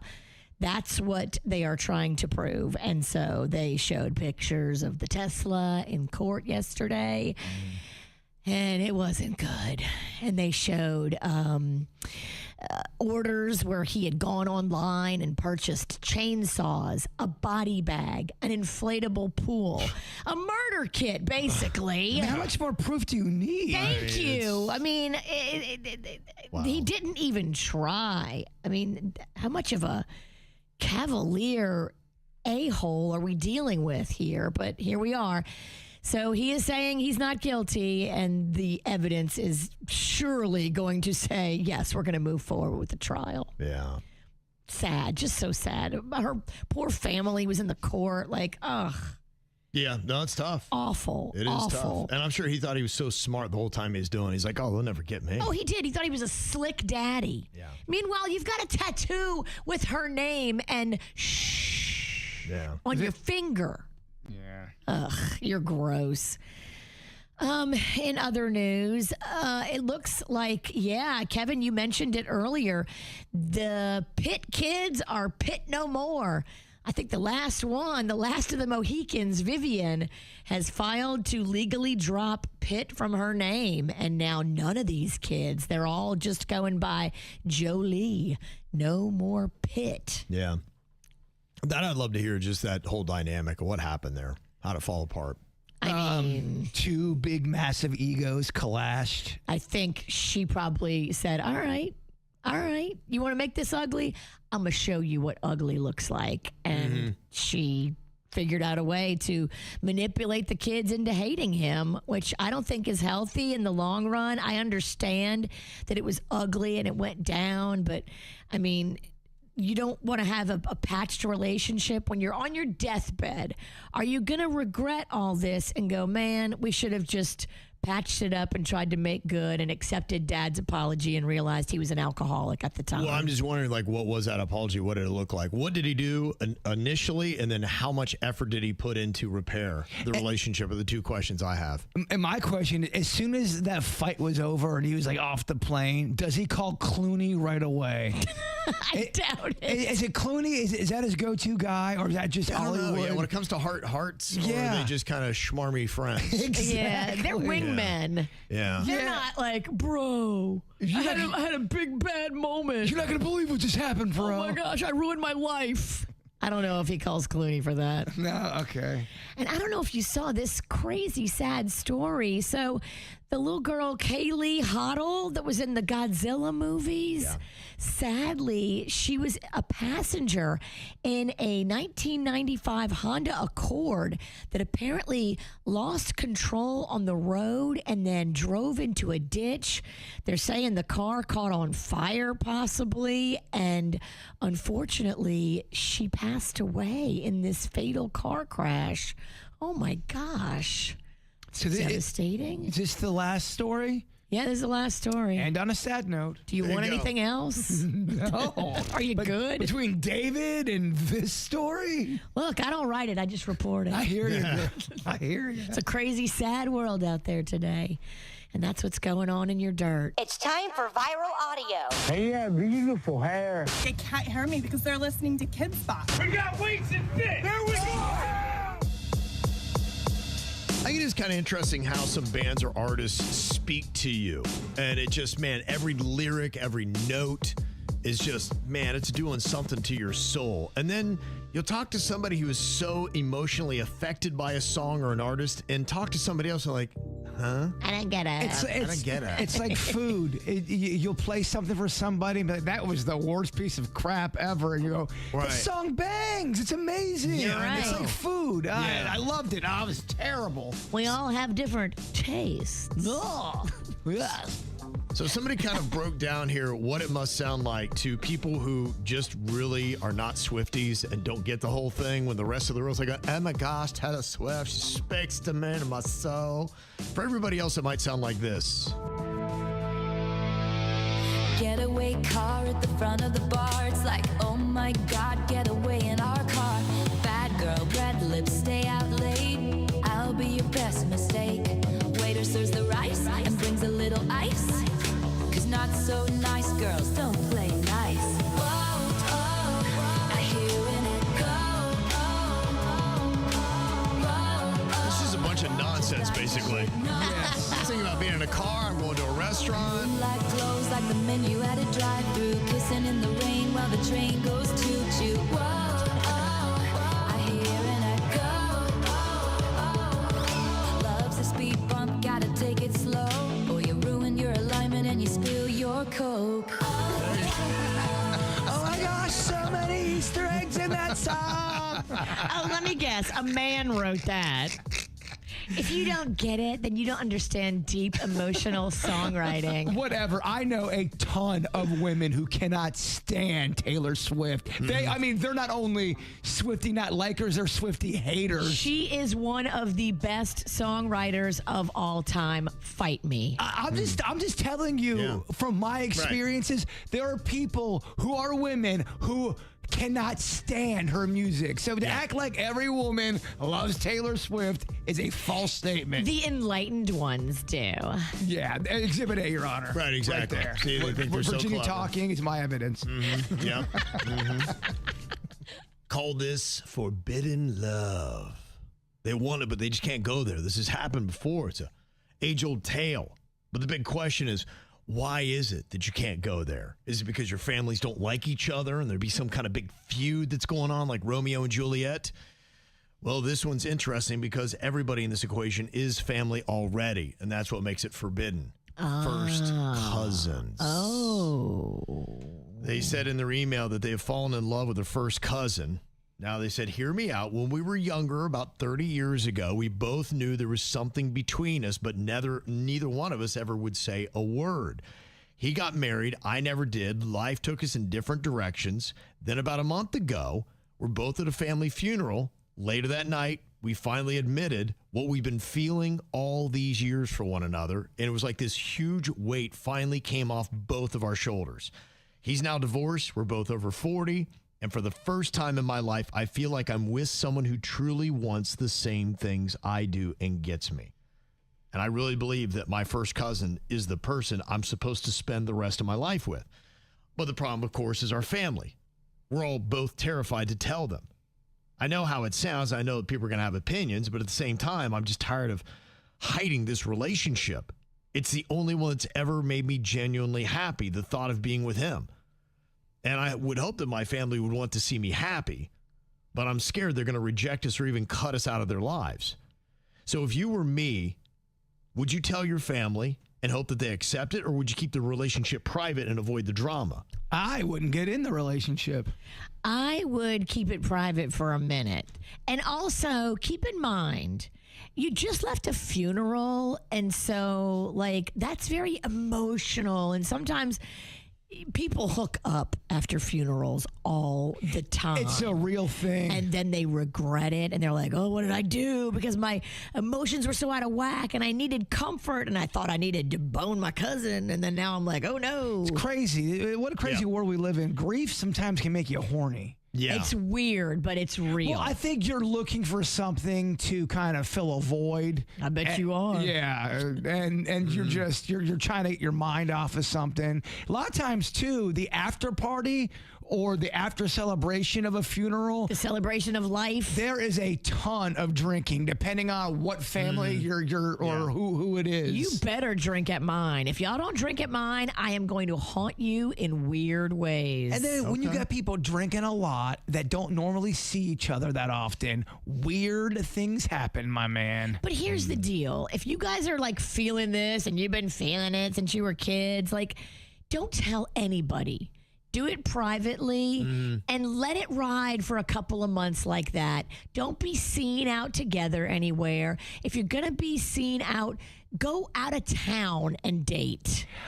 And maybe this thing will fizzle out before you have to say anything to anybody. Yeah. Because it's weird. And maybe once you start getting your feet wet. Right. You told the whole family for no reason because it didn't work out anyway. Exactly. If one of my siblings came to me and said, look, I am hooking up with one of our first cousins, I would urge them to stop the relationship. Yeah. And let's rethink this thing. Get it out of your system. Hook up in private and then be like, this isn't going to work out. My question is, if you are first cousins, does that start to get into that weird area where if you have a child, things can happen? I think they would probably say, look, she's over 40 and I believe he is as well. And so they're really past wanting to have kids. This isn't going to be the objective. This is just companionship. Purely carnal. Yeah, but you might want to start looking into that. Now, the weird thing about it, and I don't know if we're a backward state or this is what everybody's doing, but in Florida, you can legally marry your first cousin. Okay. That does not at all surprise me. Carnal cousins. That sounds like a video. It sounds like Florida man voted that in. What is prohibited is relationships with close linear relatives like siblings, nieces, nephews, aunts, uncles, off the table in Florida. But a first cousin you could marry. So the law doesn't have a problem with it. The question is your family. Just because the law doesn't have a problem with it, just think about history and laws. They didn't have a problem with a lot of horrible things that went down. We're hoping you guys realize maybe a month in that this wasn't working out. Yeah. And you don't always have to act on every feeling and urge you have in life. People think, oh, I feel this, so I must do this. That's not the case. What if you want to feel like doing crack? And no, you shouldn't do it. I think her argument would be that this is not impulsive. This has been a persistent longing I've had for 30 years. And this has not left me. I feel this way. Now, because you feel that way doesn't mean that maybe he's not the other. You talked about going to a funeral. Maybe that sparked something in him, and he's actually just being impulsive, even though you're not. So basically, the KVJ show thinks that you should maybe do crack before you do your cousin. Yeah, and I get nervous anytime you say we, because I don't know if we sometimes think the same way. Yeah. I hope you don't think like this, because that would just mean a weird ride for you. Exactly. This is weird. Yes. Yeah, I'm thinking, one, if you can't, don't do it at all. If you are, at least do the long game. Don't tell your family for at least a year, maybe years Yes. of you being together. Why rush into it? Because you don't want the old people, you don't want the grandparents or the parents hearing this. It's going to get them all upset. And why would you want to agitate the elderly? You know what I blame too? Because I'm hearing more and more of these kind of cases where you're hearing very close members of the family getting together. Yeah. It has dominated the adult industry, and it's weird and it is sick. That's and, creepy. And it's something that is out there, and it's very, very prevalent. Wow. It's crazy. And I think it's rewiring some people. That's why I always say, don't watch too much porn, y'all. It starts to rewire people. I've seen it happen to people. Yeah, now you think it's okay to bang your cousin. What's next? Oh, that goat looks great. Oh, Grandpa's looking hot. Yeah, where's the line? Yeah. What happens is the line gets desensitized. Damn. We did it to ourselves. We did it to ourselves. Yep. All right, time to see how well we know the KVJ show. Got a little round of Know the Show here. Today we're going to see, do I know Jbird better than Virginia knows Denny's? Not a chance. I would bet my face on it that me and Kevin are guaranteeing victory on this one. I watch Denny's like a hawk. But you got to watch him out the side eye because he always knows you're watching him. That is such a lie. You watch everybody like a hawk. What are you talking about? I guess I'm just a hawk. Okay, well, the first question here, do you boys have something that you could write down some answers on? Yeah, let's get paper and pen. You need a paper? I would love to. Am I the one writing? I don't know, Danny. I always forget the rules of these games. Okay, I just want to make sure you have that. First one is, has Jbird or Denny's ever won money gambling? Stab my palm. I just threw a pen at Denny's. And I tried to throw it. Went right into my. I tried to throw it with my left hand. Yeah. I almost killed Like it was a knife. We need some new pens around this place. Yeah. Oh, wow, they're kind of falling apart. I'm just writing with the ink part. Here, we got pens. Well, you're hogging them all. Oh, I have a pen cup. That's not hogging them. That's organized. Okay, so do you think Jbird and Denny's have ever won money gambling in a casino? What do you think, Virginia? Denny's, yes. Have you, Denny's, ever won money I gambling in have, a yeah. casino? On a cruise ship, we went to the casino. I think it's one of the things you do. He's a player, y'all. Yeah. I like poker because you can kind of influence the winning. I feel like, 21, unless you're counting cards and stuff, you pretty much are just up to the card gods. Blackjack's hard. It's just, the house. I like roulette because it's the easiest and you can get really drunk and really still not lose your way. Yeah. Black or red, that's not hard. No. Has Jbird, or as I should call him, Texarado Longhand? Thank you. Gambling? Oh, absolutely. Thank you for the respect, and absolutely I have gambled and won. Yeah, huh? I knew that. Look at that. Okay, next question we got here. Has either one of these gentlemen ever been in a long-term, long-distance relationship, a relationship where the person lived over an hour away and they sustained that relationship for longer than 6 months? What do you think about that one? Long distance, long-term relationship over a mile away, over 6 months in time. I'm going to say Jbird is a no on that. I'm going to say, just because I know he needs that woman touch, Denny's is a no as well. Okay, Jbird, have you ever met those criteria? No. Okay. Denny's? So if I've been in a long-term relationship, I would say yes. Okay. Even with Jen, like we were dating Long distance. Yeah, I was living in Colorado for a year while we were dating until I saved up enough money to move back to Florida. Yeah, don't yell Stop at him. yelling at your partner. Don't yell at me. You're the one that got it wrong. Can Denny's have his head back? I didn't know y'all were separated like that. Damn I it. know, you don't know Denny's. Yeah. See, that's what this is proving. Virginia knows nothing about Denny's. All right, rebound. We'll rebound. That was kind of tricky because I ended up marrying her, but yeah, we were in a long distance relationship for just about a year. I remember those days. Denny's would fly in from Colorado and we would record music together. Wow. So if you had to put a scale on how wrong Virginia was and how little she knows you, where would you put that? Completely fumble the bag on that one. I'd say she was right, excluding Jen. Okay. All right. Damn, I'm so sorry, Jen. Do you think Denny's has a passport, Virginia? You think Yes. Denny's has a passport? Yes, I do. You're going to say yes on that, Denny's? I do have a passport. You Of course. This man may need to flee. You just never know what's going to happen. You never know when it's about to go down. do. I'm going to say because Jbird is now dating a Colombian and the discussion has come up going to her home country, Jbird now has a passport. Not yet. Still working on it. Sorry. I've been distracted with a few other things, Kevin. Oh, Yeah, right when you were about to get That's it. true. Surgery, that's true. lettuce disease. But it's on the table, right? That will happen this year. It's on the table right next to that Taylor Farms bag lettuce. So many Taylor Farms bags. You can't even say that around me. Don't even say the word Taylor. No offense, Swifties. You want to hear something really messed up? No. I don't know if this is true. I don't wanna hear because I it. got it from TikTok. I have no idea. But they said Taylor Farms makes Jingle bag stop. lettuce for a lot of other companies, and then they slap their label on it, and you don't even know how much Taylor Farms lettuce you've been eating. It was kind of a cruel joke that life played on me, trying to get healthy, eating all this lettuce, Yeah, and then right. right on the news, Taylor Farms, bags of lettuce. I'm like, what? Buy the store brand. It might be Taylor Farms. Yeah, they probably get it from the same place. It's insane. Dude, So afraid of bags you're of lettuce. destined to poop. I'm good now. I feel good. I got meds in Till me. you get it again. I got meds in me. I should not get this again. Okay. He's taking care of it. You just got to take care of that passport now. I know. So much to do. So much to do. Adulting. It's awful. Why do they got to buy somebody toys? Okay, well, that one evens us up. All We've got right. two correct and Right. we've missed one. So it's a brand new game. Don't call it a comeback. Been here for years. Does Denny sleep with a fan on? Virginia. Let me look at this dude real quick.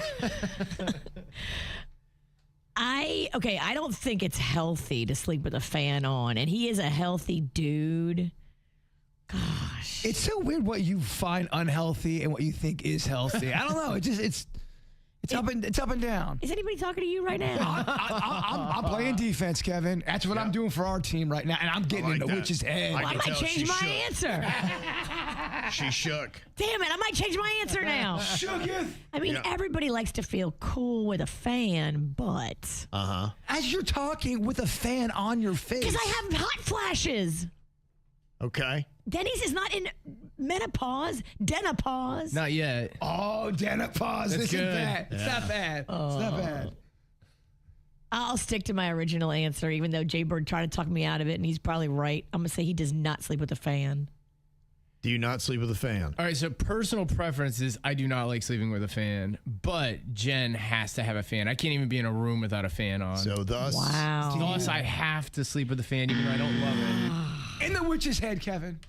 It's not healthy. I personally don't like sleeping with a fan. I don't either. It's not healthy. That's the thing you go after is the fan. It dries you out. Don't do the fan, Kevin. It's Messes terrible up for the your health. sinuses. See, it dries you out. It messes with your sinuses. It does. and I'm going to say Jbird does not sleep with a fan on. Oh, you do not know me. I've had menopause since I was 5. Oh, no. Well, I just know you sleep in your kitchen or random places. And so I didn't think Naked you on would, the floor. Yeah, I didn't think you would move a fan around all those places. Oh, You got the ceiling fan. I move fans. I got ceiling fans. I keep it cold up in my. In fact, when I go to Bird's, I'm not counting ceiling fans. No, Is but it? Yeah, it's an addition. I have yeah. box fans. I Yeah, got okay. I got That counts. possessed fans. Did you know that about him, Virginia? I did not. I did not either. You're ready No. for menopause. Because for the reason that you always seem like you're either sleeping in the backyard or. Well, if I'm in the backyard, that's a one-off. Oh, okay. Yeah, but I mean, I normally do sleep in the house. Yeah. But when I feel a little frisky, I like to camp out in my backyard. We've learned a lot about these mystery men That's today. what this game is about. I mean, you guys are basically enigmas to I us. live in South Florida. Of course, I have a fan. it's not healthy though, man. It's not healthy. Yeah, right. It's not healthy. Wow. Dry out your sinuses and your eyes. I was doing it all and wrong. your throat. Yeah. Everything. Okay. All right, it's tied now. Still, we've only gotten half of them right, Virginia. We're doing a terrible job here. Do we even know them? I was going to say, I do not. I'm learning, but you know what? We're learning a lot. True. Yeah, and I thought we knew everything about each other. Apparently not. And look at this, bringing us closer. Okay, Jbird and Denny's, have they ever stayed up all night binge watching a show? That would mean that there's sunrise outside. You can see daylight outside. You've been up that late. It's not just 4 or 5 a.m., but the sun is starting to come up. You're like, oh, crap, I need to go to bed. I've been watching this show.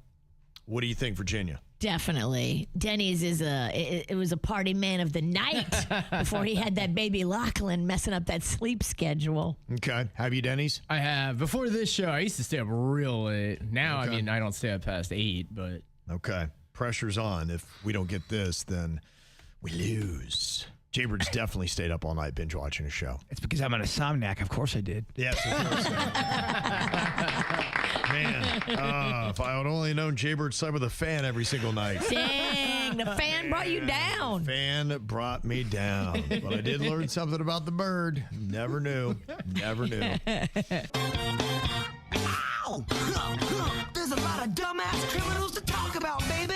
It's the whacked out news. People breaking the law. Ha ha, fighting in the nude. Ha, drunk people pooping in the street. Ha ha, it's the whacked out news. So many people on meth. Ow! I tell you, when you're a cop, I think every day's got to be just very surprising. And this was a little surprising for this one cop who was trying to stop 33-year-old Missouri man on a bridge during a high-speed chase. Oh my gosh, I saw this video. It's unbelievable. Before making a dramatic attempt to escape, the 33-year-old Missouri man just dove headfirst right off the bridge into Table Rock Lake near Branson. It was the craziest, like a scene from a movie you've ever seen. Yeah, it's crazy. They first just tried to stop him for driving without headlights, but instead of pulling over, he speeds off, hitting speeds of 100 miles per hour. He's weaving through traffic. He just stopped on the bridge and then just went about 40 feet right into the lake below. Yeah, he's got a lot of demons going on right now. Well, they're kind of crazy there in the Ozarks. Well, how do you not realize, too, that the cops have boats and they can come find you in the water, too? Yeah, Dude. I think sometimes you're just not thinking. You're going on instinct, and sometimes your instincts are wrong. He may have been high. He may have had drugs on him. Well, it was not easy to get him either. When they finally got to him in a boat, he resisted arrest and then even headbutt and injured 3 officers. Oh, damn. He was squirrely. Yeah, he was. I bet it's hard to taser somebody when there's water involved. I don't think you should taser them if they're wet. Yeah. Yeah, they charged Corey L. Bartz of Belton with felony resisting arrest by fleeing, along with several traffic-related offenses. I think he should get more than just that because of the dramatic fashion. Yeah, sometimes. You jumped off a bridge bridge to evade the cops. Sometimes I hear the crimes that the criminals commit, and then I hear the sentence, and I go, I don't know if that was enough time. You need to cool your jets for at least like 5 or 6 years for that stunt. Yeah. Well, how much time do you give the mime? Police in Massachusetts arrested a mime who was hanging around and bothering people on a walking trail. Oh, that's weird. Now, the mime's name is Hernan Lux. He's a 29-year-old, and he's now facing 3 counts of criminal harassment. Now, they're trying to figure out exactly why he got arrested, but it doesn't sound like it was something harmless.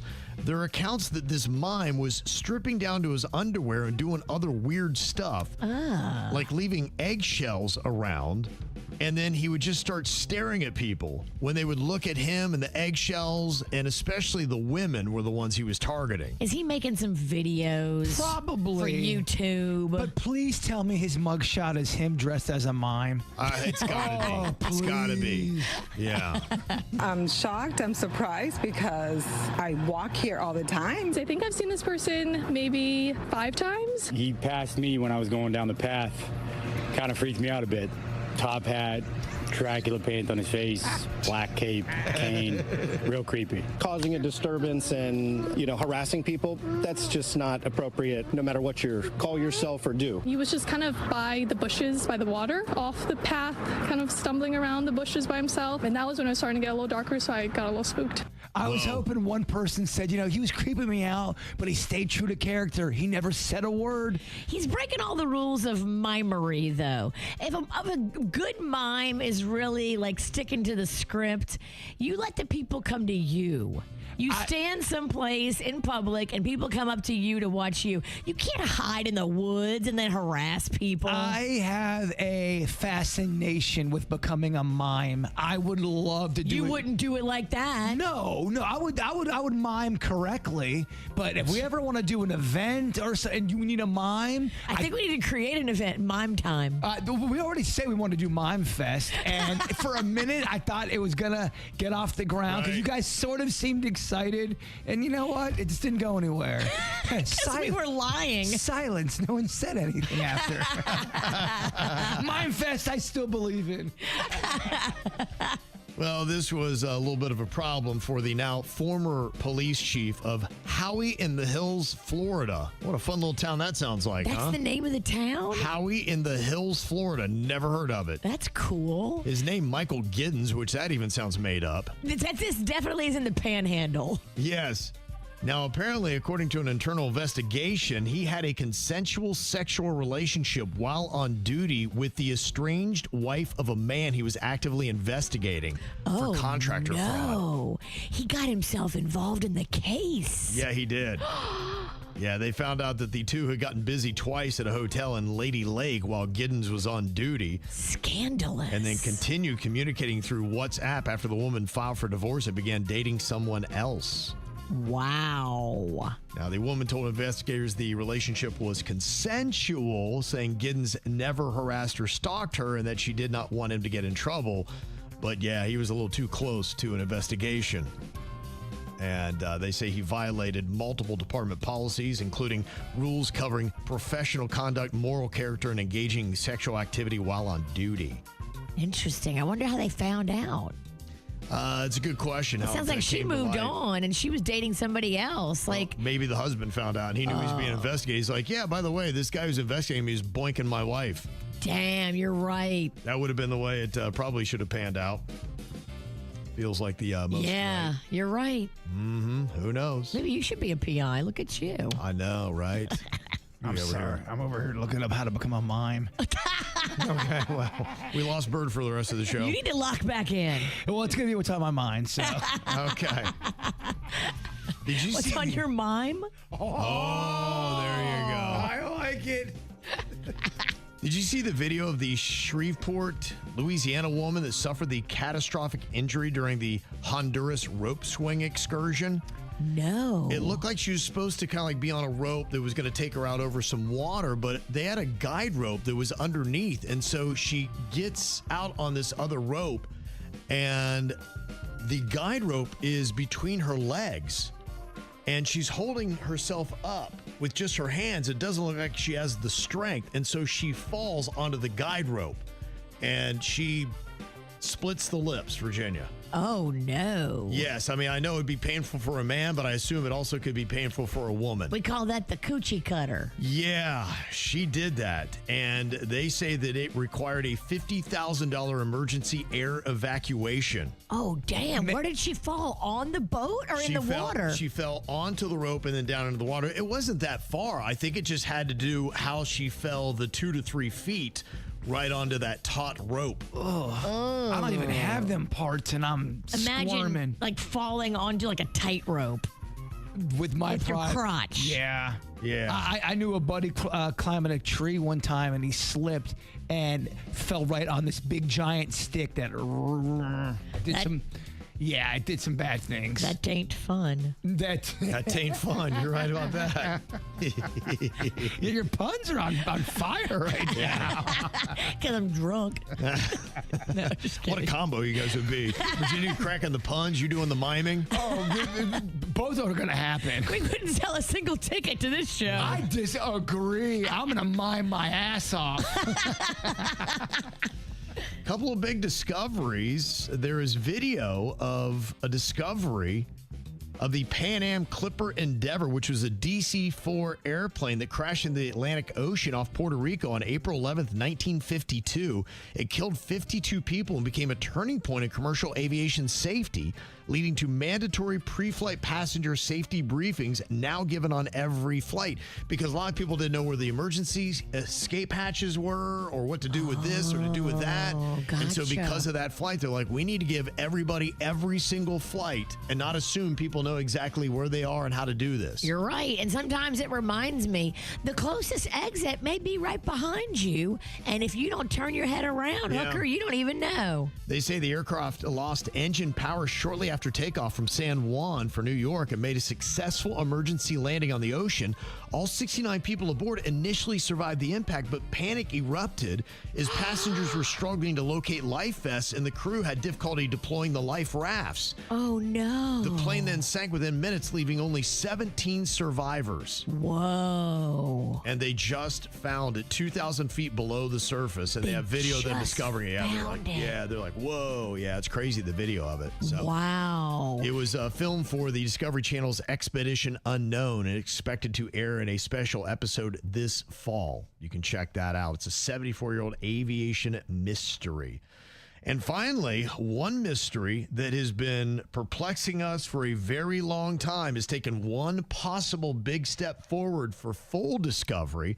Now, there are a lot of people within the government who've been on some of these UFO, UAP shows, and they've said, I would love to talk, but I signed an NDA, and I would be sued, I'd be imprisoned, I'd have all kinds of issues. Well, Donald Trump made a big statement yesterday that changes all that. We're releasing a lot of information having to do with extraterrestrial. Extraterrestrials? I think he got his flooding in Texas confused with his aliens.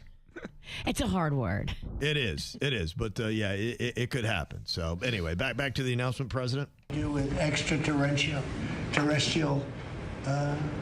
things, and people are totally fascinated by it. It's amazing. I wasn't sure if they would enjoy it. It's literally trending #1. Can you believe it? So in his announcement, there was really no announcement, but he did say that he would give whistleblowers immunity from their NDAs, which would allow them now to bring forward the truth about UFOs and aliens. So some of the stuff that's been released by the military, there's some controversy going on that some of the videos, without a doubt, are military, and some people are identifying, going, that is a blank, blank, blank, because I know my father or I was in the military, and that's not a UFO. So I think you've got blurred lines going on right now, which is breeding confusion. Okay. I want to see some beings. Can we get some aliens? They say they have footage, Virginia. Really? They say they've got all kind of stuff that would blow our minds, but that's the stuff they're not releasing. Well, then just release it. Let the people with the NDAs talk. They are, and that's what's going to happen. Now, there'll still be some stuff that might be classified, but that seemed to be one of the big two barriers that was keeping some of these people you've seen before Congress from talking. Guys, this has been going on since the 40s, where it's been proven that all of these files, this has been an issue and a problem, not only in our own country, but across the globe. And it dates back even longer than that. But they've got legit documents from the 40s and 50s that say, we don't know what the hell's going on. Do you think you'll get the answers you seek in your lifetime? I do. My left ankle says we will. Damn, that thing is good. It's good when it comes to just, predicting things. What is your left ankle saying about Tropical Storm Bertha? We're going to be okay here in South Florida, but Panhandle needs to prepare. It's going the other way. Well, didn't you just say it's very accurate? It's going west. That means no alien information for our entire life. His ankle just cursed it. You don't know. Mother Nature's got a weird way. If it turns, I'm going to apologize to that ankle. Okay, and she never apologized. We're going to start laying some money on that ankle if that thing turns around. If it turns, yep. That ankle, I'm buying that ankle drinks. Yep. What are you thinking about? What are you thinking about? What's on your mind? Are you thinking about? What are you thinking about? Do you know what swallowing crooked means or what it is when you do it? Is that when you take a drink and it goes down the wrong hole and you start to choke and cough? Yeah, it's just like a misswallow. Yes. And then also you're like, and you start like choking and all this stuff. At least once a day I do that. Well, that's crazy you say that because I've started to notice I am now doing that once every day. It's happened every day. I'm tracking it mentally. I'm like on a 9-day streak. I'm like, why am I doing this? Because it used to be something I would do rarely. Every now and then, probably it felt like maybe once a month. And now, for some reason, it's like I forgot how to swallow. Like, how am I regressing at my ability to swallow? You got that weak neck. I don't know what's going on. I was like, is this a sign of aging or have I don't know what's happening. Your neck quit. Yeah. It's the most bizarre thing. That sucks. Every single day. I've already done it once today. I was like, and a lot of it's not even that I'm drinking anything. It's just when you swallow your own saliva and you're just like, what's he choking on? Life. My wife today, she's like, oh, you're getting bronchitis. I'm like, no, I can't swallow. She's like, what do you mean you can't swallow? I'm like, I can't swallow. And she didn't get anything I was trying to say. She's like, you can't swallow now? I get it. Okay, I hear and see you. You know what? It happens to me when I'm drinking water. I struggle drinking water, but I know I have to drink it. Okay. So I try to get it down as quick as I can just to get it over with. It never works out. Even when I try to go slow. Your body's rejecting it. It does. It's like, give me soda. It rejects it, but also I know what you mean when you're not even drinking anything and you still choke. You kind of feel dumb. Yeah, I just didn't know what happened. Canadian Bacon said it's aging, Kevin. I have it as well. So that's what I guess my question was, is that a sign of aging? And is this something I can now expect to do daily like a moron? And I'm now really over-focusing on swallowing, which looks weird. But it's the second I don't even think about it. I go, what's wrong with this guy? Because it comes out of nowhere, and people are like, you need water to wash it down. People, what's wrong with you? Old man chokes. Gosh. Aging is so much fun. I thought when you age, you replaced it with wisdom. Where the hell is this wisdom? Yeah, I've got all the old man pains. I mean, it's something. Where's the wisdom at? How do I all of a sudden I can't swallow? It's bizarre. Do you think, is it possible you're drinking too fast and you don't realize it? No, because it's happening when I'm not drinking. Yeah. It's just swallowing my own saliva. There's nothing to do with it. I wish I had an excuse. There's nothing. I've regressed in my ability to swallow. I think he's right. I think this is aging. And my grandmother really struggles. Like every single time she eats, she chokes. Oh. And we all are like, yikes, right. It's horrifying to watch. But there's got to be some science in there where the throat muscles, just like your regular muscles, atrophy. Lord. That's so depressing. And you can't do curls with your throat. Wow. Yeah. Okay. I'd like to see you try, though. Okay. Well, that was a question. I guess you guys answered. I hate the answer, but thank you. I hate the answer. Now I'm an angry old man. I can't swallow. We still love you, old man. Bird, Talk about what you got on your mind right now. Well, I thought you had a great joke when you said we're going to find out what's on Birds and Mime, because that is what's on my mime. Okay. Since I was a child, I've either been afraid of them, didn't understand them, but I've always been fascinated by mimes, and I kind of want to try to do it. Now, I know what people are going to say. Bird, you got to be quiet to be a mime. There's no way you can shut up. Never underestimate a bird. Let me tell you that right now. If I go into mime character, you know I will go full gorilla, and I will come on the air, and I won't say nothing. I'll show everybody. No, Great for your career. I'm kidding. I won't do it on. I won't do it on the air. The boss will have you in a meeting in about 5 seconds. And you know what I'll say to him? I was miming. Miming is so amazing because it's so weird. It is. It's so weird, and it's so awkward. It just makes me feel so uncomfortable when there's a mime. I'm like, if I saw a mime, I would cross every street. If you had 3 pit bulls over here that look like they want to tear my neck off in a mime, I'm going to go take my chance with the pit bulls. Do you know how badly I want to go shopping in Publix as a mime, but not say nothing, have Denny's film me from a distance? And I looked up the mastering mime techniques. All right, so there's a science behind this. Isolate your movements. Use the wiggle and lock technique. I'm excited. Is that like the pop and lock from breakdancing? It's a wiggle your fingers, lock your hands firmly in place, and move your body around it to create solid surfaces like an invisible glass wall. Whatever. What is worse than watching someone mime, listening to someone mime? On the radio. Hey, I never said I was good at my job. Whatever cool is, mime is the opposite. If I turn this on right now, I'd be going, wait, is the guy on the radio doing mime acts? I don't care. I think it's cool. It's in my heart. I'm following my heart. That guy is a true psychopath. Good. I want people to finally realize how psychotic I am. On the radio, the guy's doing mime jokes. Pumpkin, they know. They really don't. But this mime thing, I won't do it on the air. I get that's annoying. But tell me you wouldn't watch a video of me and Denny shopping at Publix, me miming it up, doing all the. I can't get to the I would watch that. I know you would. I would watch every that. second of it. Yeah. Of course. If I see a mime like out in public, like by a fountain in a town center, I avoid that man like he's got contagious plague. I want to do that one thing, where they pull the rope and like, whoa, I can't believe how much rope there is. But I have to learn that I can't do the goals. You need a partner now. He has goals. Oh yeah. I want to get locked in the glass box. Can't get out. Man, I'd love for this. Yeah. We need to, for the people that are not watching YouTube right now, we need to do a video of this and put on social so people can have this gift. Just give me a little time to get the proper gear. Cause I want the nice Freddy Krueger shirt. You got to get the face paint too, gloves, the hat. Everything has to be covered. I think mime, you can't see no skin. Gloves, and then you have to act out scenes and really let the audience, the people watching, know what is this guy trying.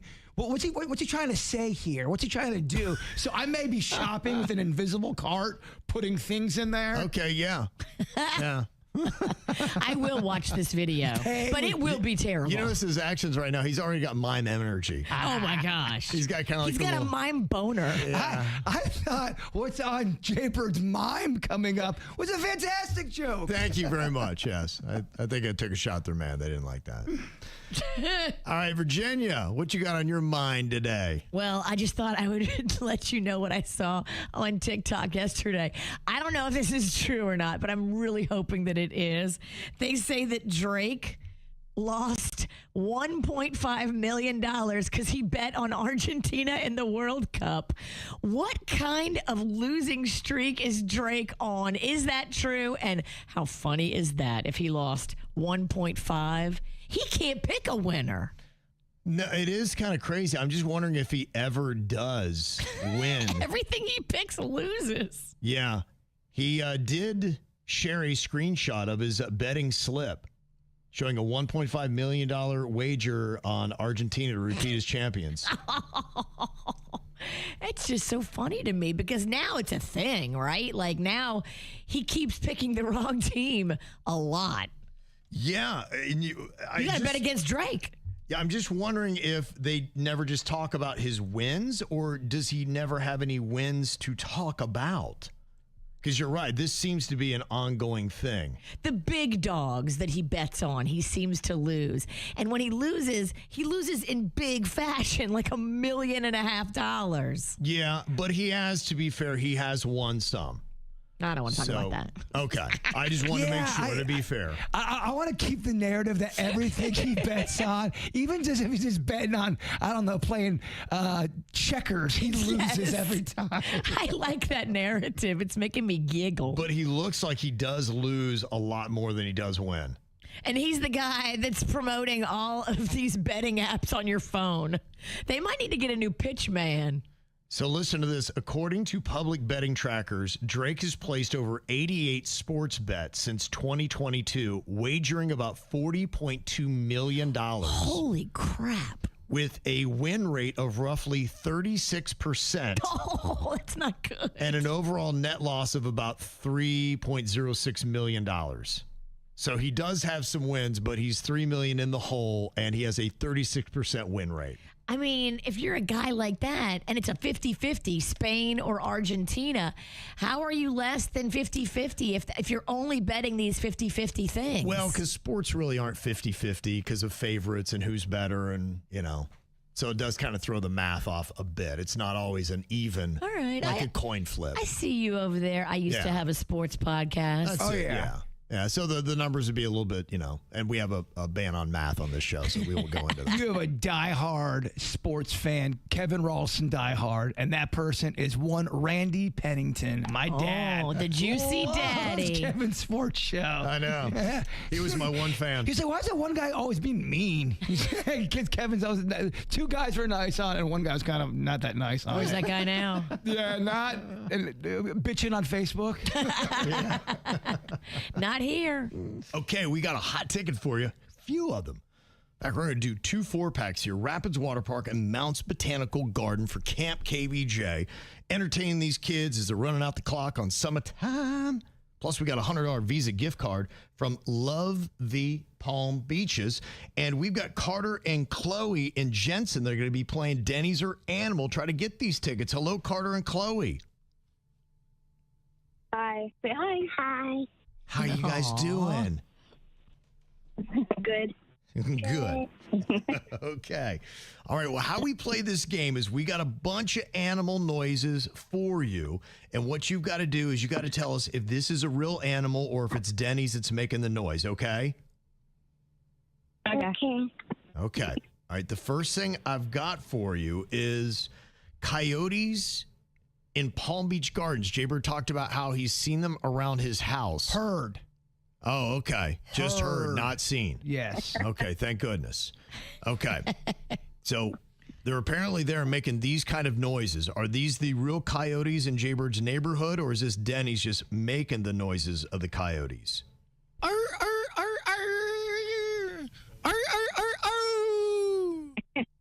That sounds like my backyard, dog. Yeah. Carter and Chloe, what do you think about that? Is that Denny's or Animal? Denny's. Could go Denny's on that. That's not what they sounded like, Jbird? Just like that. Denny's nailed it. Chilling, huh? Yeah. No wonder you're so scared. Okay, next up, we've got a toucan making a call here. I don't know if calling somebody or it's just like making it's like, whatever it does.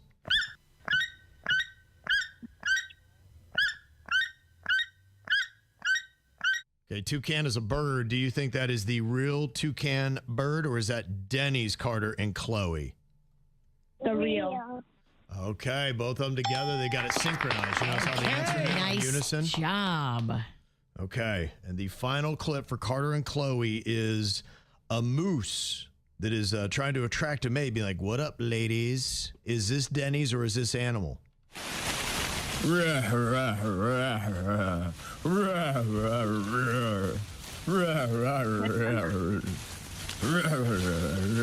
hear it's like, "Hey, what up, ladies? Where you going right now?"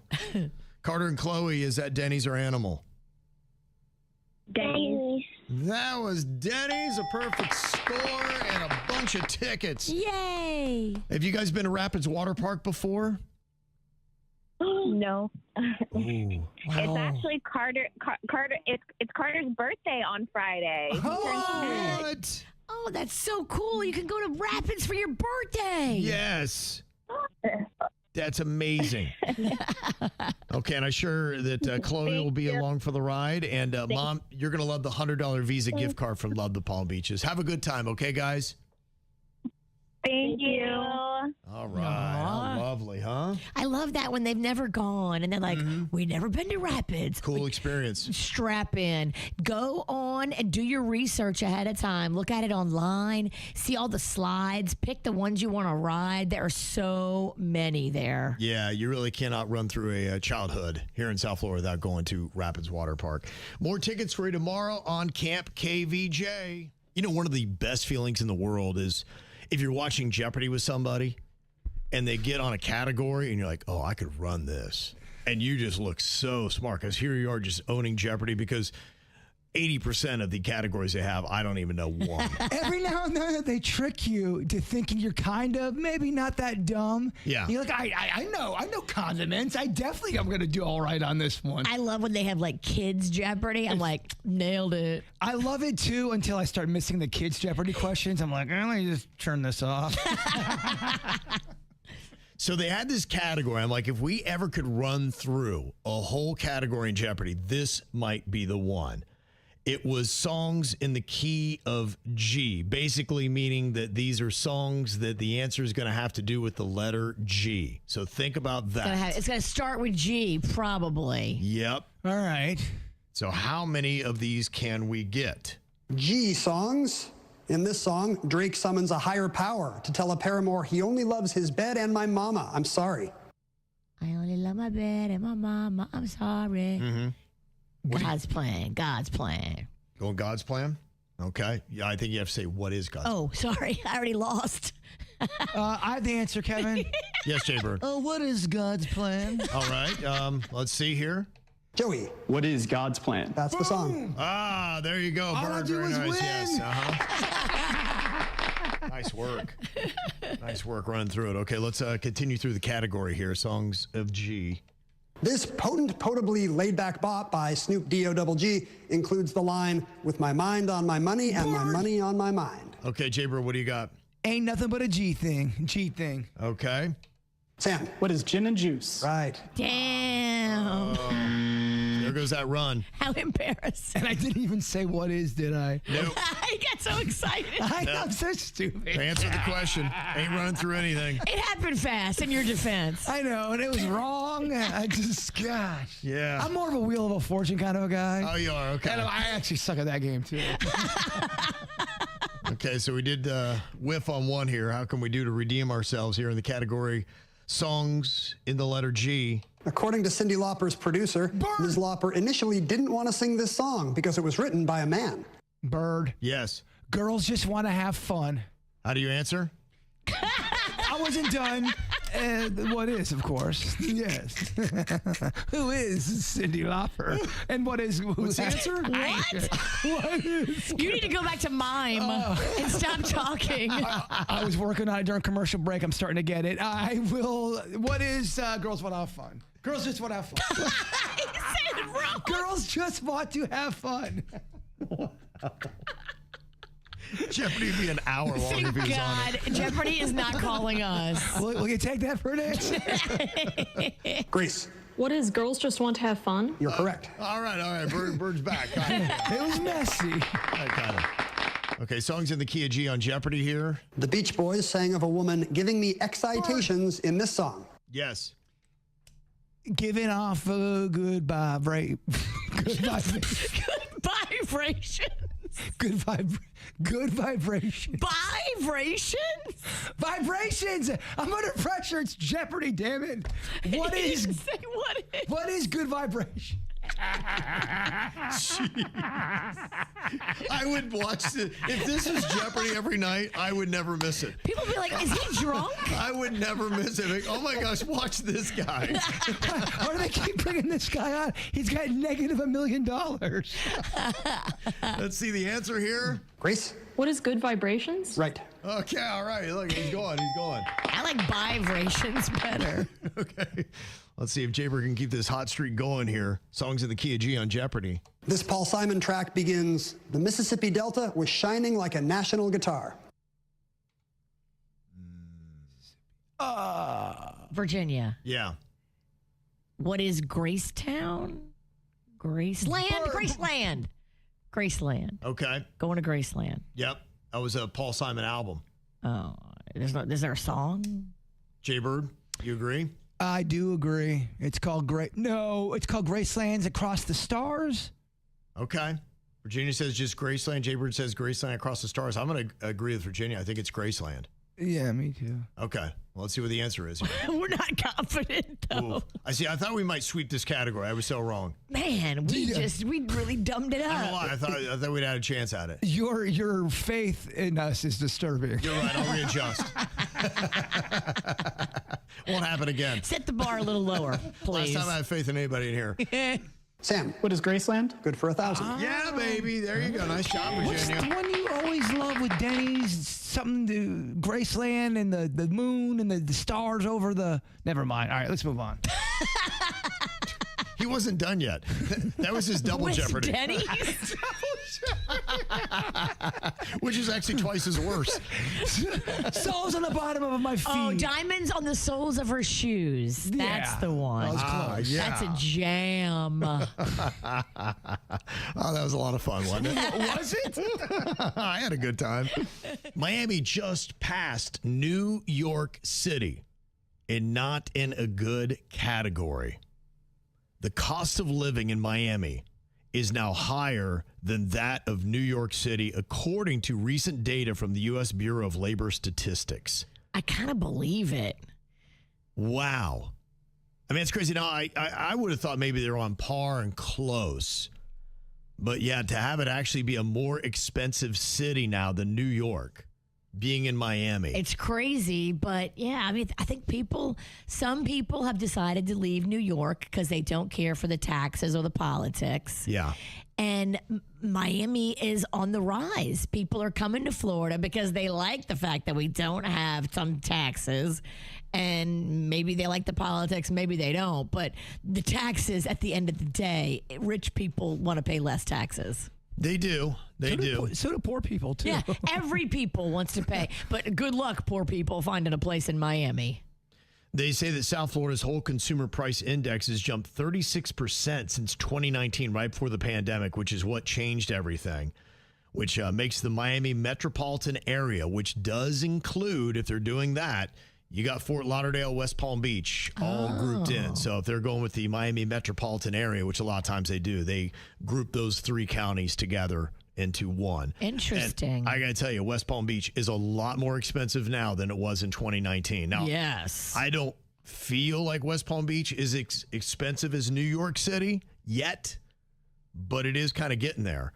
The look is also catching up as well. They say Miami had 18 of the top 100 tallest buildings in the country as of March of 2024. I couldn't believe it. I just stayed downtown Miami in a hotel, and there are so many high rises, Jbird, like 80-story buildings going up. There's like construction. Yeah. They're knocking old buildings down, and they're building skyscrapers like it's just a Lego set. I think I stayed at one in New Jersey that was like on the, I'm not kidding you, like the 41st floor. Ooh. And it was super high. And just even knowing I was up that high with the windows closed, I had to get out of there. I could sometimes feel the building sway a little bit. I'm like, nah, give me a Motel 6. I'm good.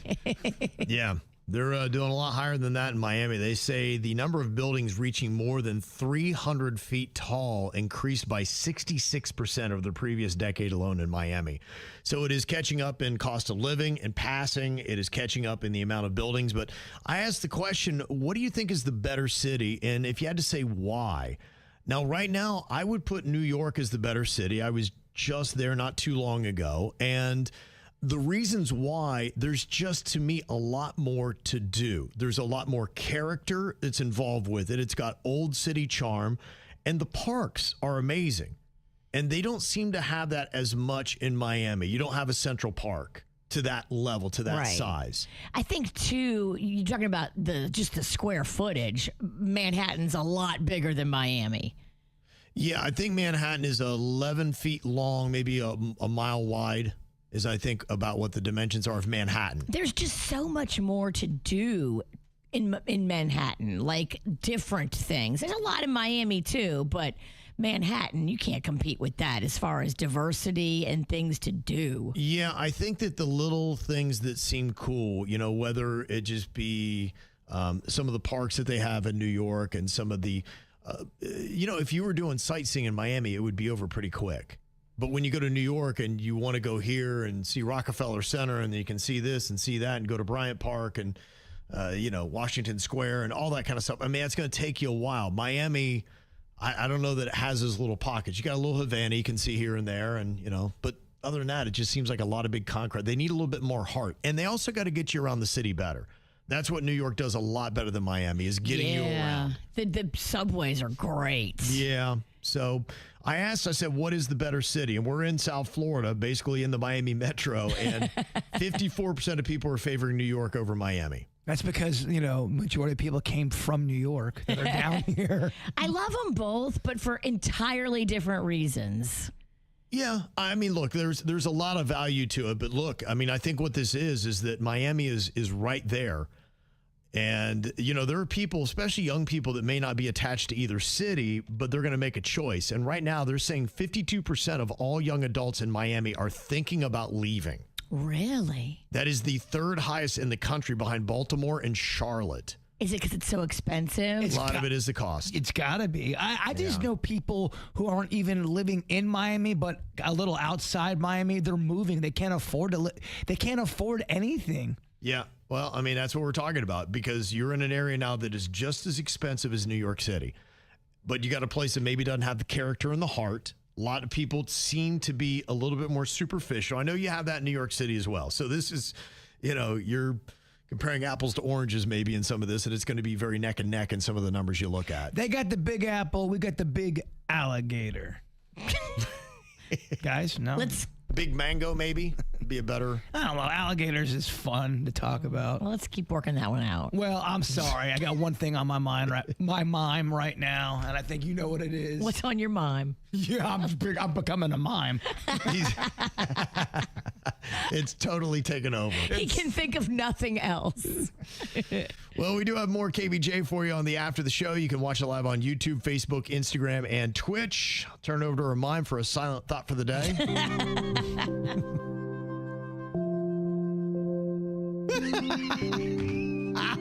That's it? It's so good on the radio, isn't it? Deepest one yet. The KVJ Show on 97.9 WRMF.